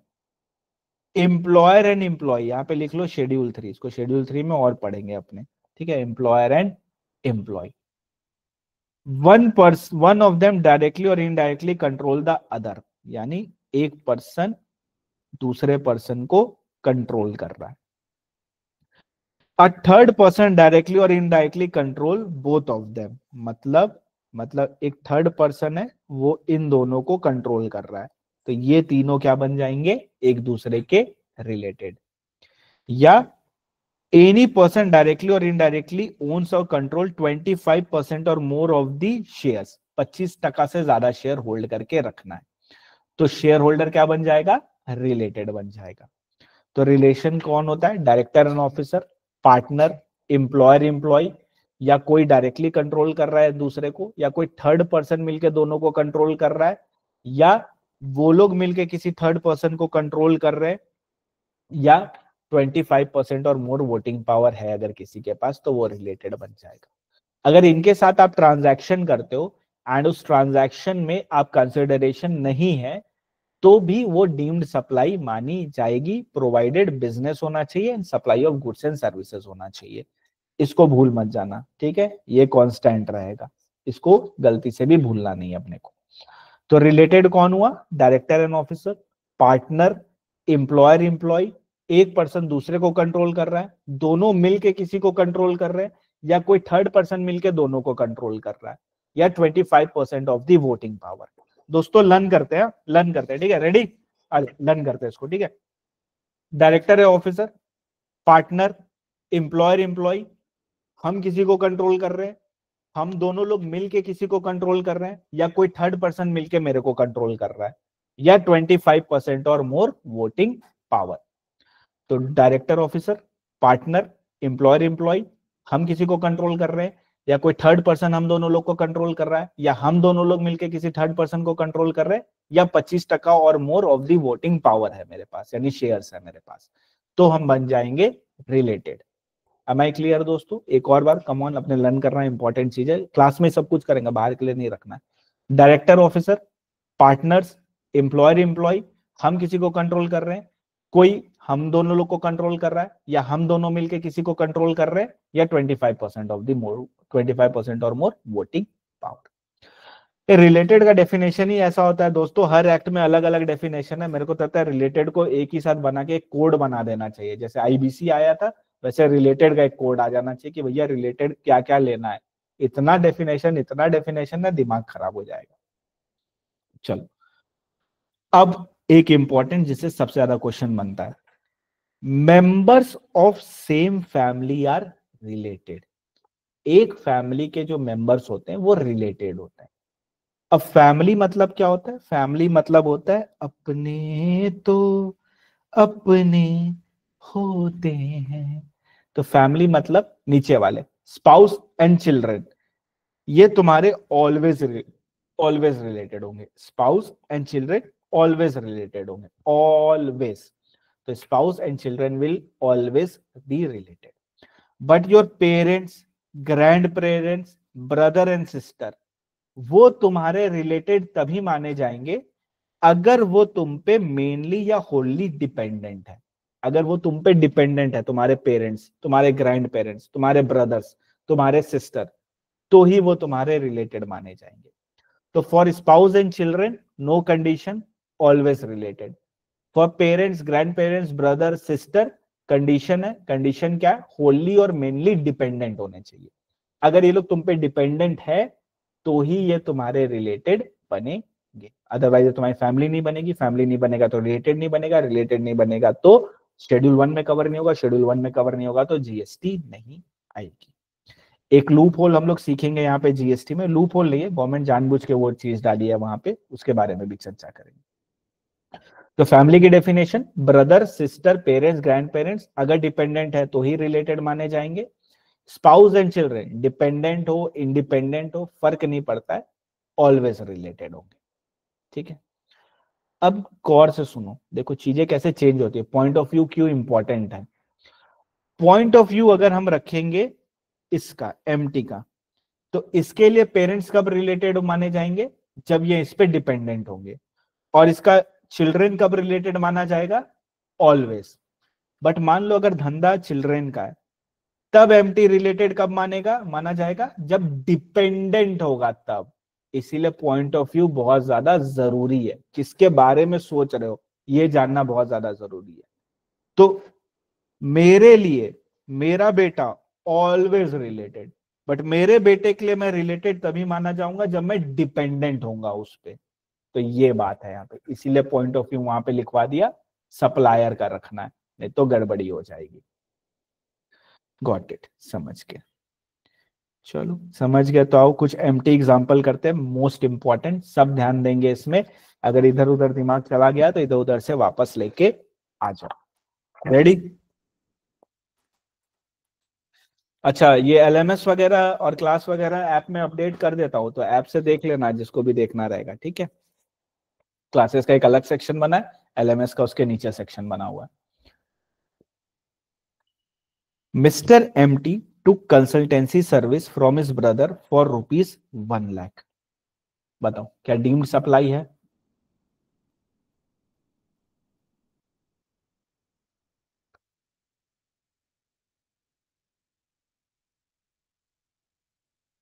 Very good.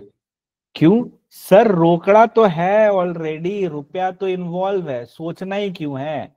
कंसिडरेशन है, बिजनेस है, एंड सर्विस लिखा ही है, साफ साफ है। तो ये हो गया नॉर्मल सप्लाई। डीम्ड सप्लाई की तरफ मेरे को जाना ही क्यों है? जब रुपया है तो नॉर्मल सप्लाई, बात ही खत्म हो गई। प्रोवाइडेड ये दो कंडीशन सेटिस्फाइड हो तो नॉर्मल सप्लाई, जीएसटी लग जाएगा यहाँ पे। अब देखो, अब स्टार्ट होगा। ठीक, mister MT took consultancy service from his brother free of cost. Free of cost आते मेरे दिमाग में क्या खुलेगा?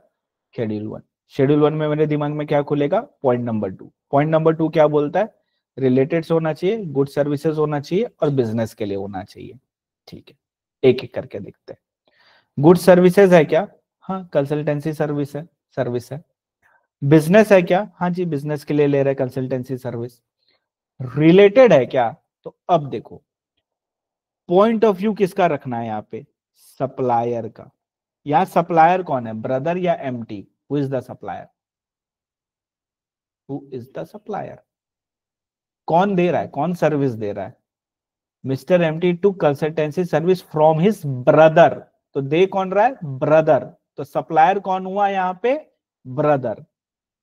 तो अगर ब्रदर सप्लायर है, हालांकि दोनों ही ब्रदर है तो ज्यादा डिफरेंस नहीं बनेगा, क्या एमटी रिलेटेड है क्या? Is MT related to this brother? क्या फैमिली की डेफिनेशन में कवर होगा क्या? The answer is no.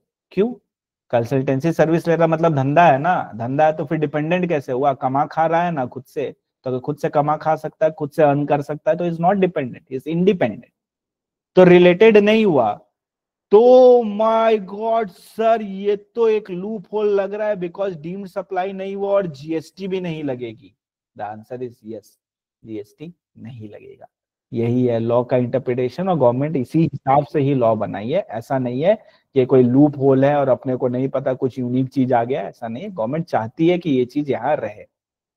तो यहाँ पे हमने क्या रखा, पॉइंट ऑफ व्यू ब्रदर का, ब्रदर के लिए एमटी रिलेटेड ही नहीं है, रिलेटेड ही नहीं है, तो बात ही खत्म हो गई। सीए इंटर में यही मेरा डाउट था, देखा सेकंड क्लास में क्लियर हो गया एग्जाम्पल के साथ। अभी अभी तो स्टार्ट हुआ है, अभी रुको, आ जाओ next question. Mister MT took interior designer service for his house from his father free of cost. पहली बात तो free of cost, schedule 1। Related की बात चल रही है, सेकंड नंबर पॉइंट। क्या पढ़ा था हमने उसमें, रिलेटेड होना चाहिए, बिजनेस होना चाहिए, गुड्स एंड सर्विसेज होनी चाहिए। पॉइंट ऑफ व्यू सप्लायर का रखना है। सर्विस है क्या, सर्विस तो है भाई, इंटीरियर डिजाइनर की सर्विस है। बिजनेस है क्या, बिजनेस है, बिजनेस है। पॉइंट ऑफ व्यू सप्लायर का, सप्लायर कौन है यहाँ पे, सप्लायर है फादर। और फादर का तो धंधा है ना इंटीरियर डेकोरेटर का, फादर का तो काम है इंटीरियर डेकोरेट करना, जो भी इंटीरियर डेकोरेटर की, इंटीरियर डिजाइनर की। तो फादर का तो बिजनेस है, अपने को पॉइंट ऑफ व्यू सप्लायर का रखना है। Who is the supplier, father. तो फादर का तो बिजनेस है ना, हाँ सर फादर का बिजनेस है, okay, not talking about relative. Father के लिए उसका बेटा रिलेटेड होगा क्या, ऑलवेज, विदाउट एनी कंडीशन। तो यहाँ पे supplier is father and MT is always related, तो ये ऑलवेज रिलेटेड होंगे और ये बन जाएगा डीम्ड सप्लाई और यहाँ पे जीएसटी लग जाएगा। ऐसे ही थोड़ी इसको एमटी एग्जांपल बोलता हूँ, रीजन है इसको एमटी एग्जांपल बोलने का, सारे प्रोबेबल क्वेश्चन इसी से ही बनने वाले, ठीक है। तो mister MT took interior decorator designer service for his house from his father free of cost. Who is the supplier, father is the supplier. Related है क्या, फादर के लिए son is always related. Business है क्या, father का तो धंधा ही है इंटीरियर डिजाइनिंग करने का। गुड्स एंड सर्विसेज है क्या, हाँ इंटीरियर डिजाइनर की सर्विस है। तीनों कंडीशन सेटिस्फाइड हो गई, डीम्ड सप्लाई बन गया, जीएसटी लग गई। चलो एक और करते हैं। Mister MT took interior designer service for his office from his father free of cost. Schedule 1 point number 2, तो रिलेटेड होना चाहिए, बिजनेस होना चाहिए, सर्विस होनी चाहिए, सर्विस है। Who is the supplier, father. चलो बताओ, बिजनेस, यस फादर का तो बिजनेस है। तुम ऑफिस रिपेयर करवाओ, तुम ऑफिस डिजाइन करवाओ, घर डिजाइन करो, उसको क्या, फादर का तो बिजनेस ही है, तो बिजनेस हो गया। रिलेटेड है क्या, फादर के लिए ऑलवेज रिलेटेड होता है, बात ही खत्म हो गई। तो यहाँ पे डीम सप्लाई बन जाएगा एंड जीएसटी एप्लीकेबल हो जाएगा। किसी को कोई डाउट है, कोई समस्या इसमें, बिकॉज ये थोड़ा दिमाग वाला है, इजी है। क्या आइडेंटिफाई करना है, पॉइंट ऑफ व्यू सप्लायर का। सप्लायर कौन है, फादर। पॉइंट ऑफ व्यू समझ में आ गया तो चीजें समझ में आने शुरू हो जाएंगी, अदरवाइज प्रॉब्लम अराइज होगी हर चीज में अपने लिए। तो ये आशा करता हूँ ये वाला पॉइंट अच्छे से समझ आ गया होगा, बट ये ऐसे नहीं समझेगा, इसके लिए तुम्हें एक काम करना है, ठीक है। एक बारी ना इसको एक बार घर पे वापस से ट्राई करना, ठीक है। घर पे जब एलएमएस शेयर करूंगा ऐप में, एक बार इसको घर में वापस से शांति दिमाग से बैठ के खुद से सॉल्व करना। इस एग्जाम्पल को लिख लेना किसी नोटबुक, किसी क्या जो नोटबुक बना रहे हो उसमें उसको लिख लेना, समरी वाली नोटबुक में, तो तुमको हेल्प मिलेगा एग्जाम के टाइम रिवाइज करने का। और सोच सोच के सॉल्व करना, first step, second step, third step, fourth step, तब ये चीज क्लैरिटी में आएगी, अदरवाइज दिक्कत होगी। इसीलिए पॉइंट ऑफ व्यू बहुत ज्यादा जरूरी हो जाता है। ओके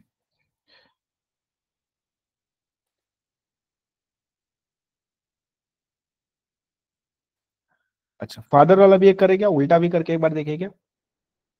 फादर ने इंटीरियर डिजाइनर की सर्विस ली है फ्रॉम मिस्टर एमटी सन से, ठीक है, फ्री ऑफ कॉस्ट। एक उल्टा भी करके देखते हैं, इस बार फादर ने ली है। तो इस सिनेरियो में सबसे पहली बात, free of cost, schedule 1। Second number point, related होना चाहिए, बिजनेस होना चाहिए, सर्विस होनी चाहिए। सर्विस है क्या, पॉइंट ऑफ व्यू इस बार किसका होगा, एमटी का। एमटी का तो भाई धंधा है, एमटी का तो धंधा है, तुम घर रिपेयर करो, कुछ भी रिपेयर करो, कुछ भी डिजाइन करो, फर्क नहीं पड़ता, मेरे लिए तो मेरा बिजनेस है। रिलेटेड है क्या, क्या सन के लिए उसका फादर रिलेटेड होगा क्या, हाँ जब डिपेंडेंट होगा। अब इस फादर ने जो इंटीरियर डिजाइनर की सर्विस ली है वो ऑफिस के लिए ली है। अब बताओ, यानी फादर का खुद का ऑफिस है, यानी खुद कमा खा रहा है, खुद के पास उसके पैसे, डिपेंडेंट नहीं है, तो यहाँ पे कोई भी रिलेशन नहीं बनेगा। और रिलेशन नहीं बनेगा तो यहाँ पे अपना डीम्ड सप्लाई नहीं बनेगी, डीम्ड सप्लाई नहीं बनेगी तो कोई भी जीएसटी नहीं लगेगा। ठीक है, तो फादर के लिए, उस एमटी के लिए जो फादर होगा वो कब रिलेटेड होगा, जब डिपेंडेंट होगा, but since he is independent so is not related, not related तो फॉर्मूला फिट नहीं हुआ, डीम्ड सप्लाई नहीं बनी, जीएसटी नहीं लगा। बट मान लो अगर इस क्वेश्चन में ऐसा लिखा होता कि फादर ने इंटीरियर डिजाइनर की सर्विस ली है और घर के लिए ली है, अपने रेसिडेंशियल हाउस के लिए लिए, और ये कुछ भी कमाता खाता नहीं, होली डिपेंडेंट ऑन एमटी, तब क्या होता, तब रिलेटेड बन जाता, बिजनेस हो जाता, supply deemed supply GST, simple है एकदम। आशा करता हूँ सारे परमुटेशन कॉम्बिनेशन कवर हो गए होंगे इसके साथ, एंड ये कॉन्सेप्ट अच्छे से दिमाग में घुस गया होगा। चलो बस एक लास्ट पॉइंट पढ़ेंगे आज के लिए, डिस्टिंक्ट पर्सन। रिलेटेड एक था और एक था डिस्टिंक्ट पर्सन। डिस्टिंक्ट पर्सन मतलब क्या होता है, तो ये जानने के लिए थोड़ा सा रजिस्ट्रेशन चैप्टर की तरफ चलते हैं। ठीक है, रजिस्ट्रेशन चैप्टर में ना हमें एक ऑप्शन मिलता है, हम जब भी रजिस्ट्रेशन लेते हैं ना तो हम पैन बेस्ड रजिस्ट्रेशन लेते हैं। एक आदमी के पास कितना पैन होता है, एक इच पैन होता है। एक कंपनी के पास कितना पैन होता है, एक इच पैन होता है। तो हम रजिस्ट्रेशन पैन बेसिस पे लेते हैं। अब अगर हम एक स्टेट में है ना, तो हमारे पास ऑप्शन है, मान लो यहाँ पे मेरा एक कंपनी है, एक ब्रांच मेरा यहाँ, एक ब्रांच मेरा यहाँ, एक ब्रांच मेरा यहाँ, तो हम क्या करेंगे, एक ही रजिस्ट्रेशन लेंगे, इसके लिए भी, इसके लिए भी, इसके लिए भी, इसके लिए भी, सिर्फ एक रजिस्ट्रेशन। यानी ये सार जितने ब्रांचेस हैं इन सब का रजिस्ट्रेशन नंबर क्या होगा, सेम, सिंगल रजिस्ट्रेशन होगा। तो जब भी एक स्टेट में मेरा मल्टीपल ब्रांचेस है और उस मल्टीपल ब्रांचेस का एक रजिस्ट्रेशन है, अब इसे कैसे लिया जाता है पता है, एक प्लेस को हम दिखा देते हैं प्रिंसिपल प्लेस ऑफ बिजनेस, बाकी 3 प्लेसेस को हम दिखा देते हैं एडिशनल प्लेस ऑफ बिजनेस। तो जैसे मैं ये रजिस्ट्रेशन लूंगा तो इस सिनेरियो में ये वाला ब्रांच, ये वाला ब्रांच, ये वाला ब्रांच, ये वाला ब्रांच एक माना जाएगा। क्या माना जाएगा, एक यूनिट मानी जाएगी। यानी ये डिस्टिंक्ट पर्सन नहीं है, ये डिफरेंट पर्सन नहीं है, ये दोनों अलग अलग लोग नहीं है। तो सेम स्टेट में multiple branches with one registration is not distinct person. यानी अगर ये इसको माल भेज रहा है विदाउट कंसिडरेशन तो डीम्ड सप्लाई बनेगा क्या, the answer is no, because distinct person नहीं है तो फॉर्मूला ही फिट नहीं हुआ, ये सप्लाई नहीं बनेगी। बट एक ऑप्शन और होता है, हम एक ब्रांच, एक स्टेट में 2 ब्रांचेस है तो 2 रजिस्ट्रेशन नंबर ले सकते हैं, इसका अलग, इसका अलग। अगर ये दोनों का हमने सेपरेट रजिस्ट्रेशन लिया है सेम स्टेट में होके, तब ये दोनों एक दूसरे के क्या बन जाएंगे, डिस्टिंक्ट पर्सन। क्या बन जाएंगे, डिस्टिंक्ट पर्सन। यानी ऐसे देखोगे प्रैक्टिकली दोनों एक कंपनी है, एक ही ओनर है, सारे शेयर होल्डर सेम है, बट जीएसटी के लिए ये अलग अलग है, जीएसटी में ये अलग अलग लोग हो जाएंगे। ए एक अलग पर्सन है, बी एक अलग पर्सन है, बिकॉज ए का रजिस्ट्रेशन नंबर अलग है, बी का रजिस्ट्रेशन नंबर अलग है। तो इस सिनेरियो में जब ए बी को कोई भी गुड्स ट्रांसफर करेगा तो ये गुड्स डीम्ड सप्लाई में कवर हो जाएगा, because distinct person, goods free of cost business के लिए, तो तीनों कंडीशन सेटिस्फाइड हो गई तो डीम्ड सप्लाई बन जाएगा। और एक डिस्टिंक्ट पर्सन कैसे हो सकता है, मान लो स्टेट ए में मेरा एक रजिस्टर्ड यूनिट है, स्टेट बी में मेरा एक अनरजिस्टर्ड यूनिट है, तो ये भी एक दूसरे के क्या बन जाएंगे, डिस्टिंक्ट पर्सन। तो ये लोग अगर एक दूसरे को माल भिजवाएंगे फ्री ऑफ कॉस्ट तो डीम्ड सप्लाई बन जाएगा। एक दूसरा ऑप्शन और होता है, उसमें क्या होता है, मान लो वेस्ट बंगाल में मेरा एक रजिस्टर्ड यूनिट है, ठीक है, वेस्ट बंगाल में मेरा एक रजिस्टर्ड यूनिट है और महाराष्ट्र में मेरा एक दूसरा रजिस्टर्ड यूनिट है, दोनों रजिस्टर्ड है, क्या दोनों डिस्टिंक्ट पर्सन बन जाएंगे, ऑब्वियसली। अगर सेम स्टेट में हम अलग अलग डिस्टिंक्ट पर्सन मान रहे हैं तो डिफरेंट स्टेट में तो ऑब्वियसली अलग मानेंगे, तो ये डिस्टिंक्ट पर्सन बन जाएंगे। अब इसके बारे में डिटेल में चर्चा आपने करेंगे कल, ठीक है। सो बस आज के लिए इतना ही करते हैं, आज इतना ही पढ़ा हमने, जो भी पढ़ा उसको अच्छे से रिवाइज कर लेना एंड नोट्स को पढ़ लेना, सारे एम्प्टी एग्जाम्पल बना लेना, तो अच्छी तरीके से चीजें दिमाग में सेट हो जाएंगी। So that's it for today, thank you very much for joining in दोस्तों। और अगर क्लासेस अभी तक नहीं लिया, डेमो में ही देख रहे हो तो क्लासेस ले लेना, क्लासेस तो एकदम जबरदस्त क्लासेस है, बुक भी एकदम जबरदस्त है। चलो bye bye, take care, all the very best for your result, जिनके रिजल्ट है, आशा करता हूँ बहुत अच्छा रिजल्ट होगा आपका। And that's it, bye bye, take care, जय श्री राम।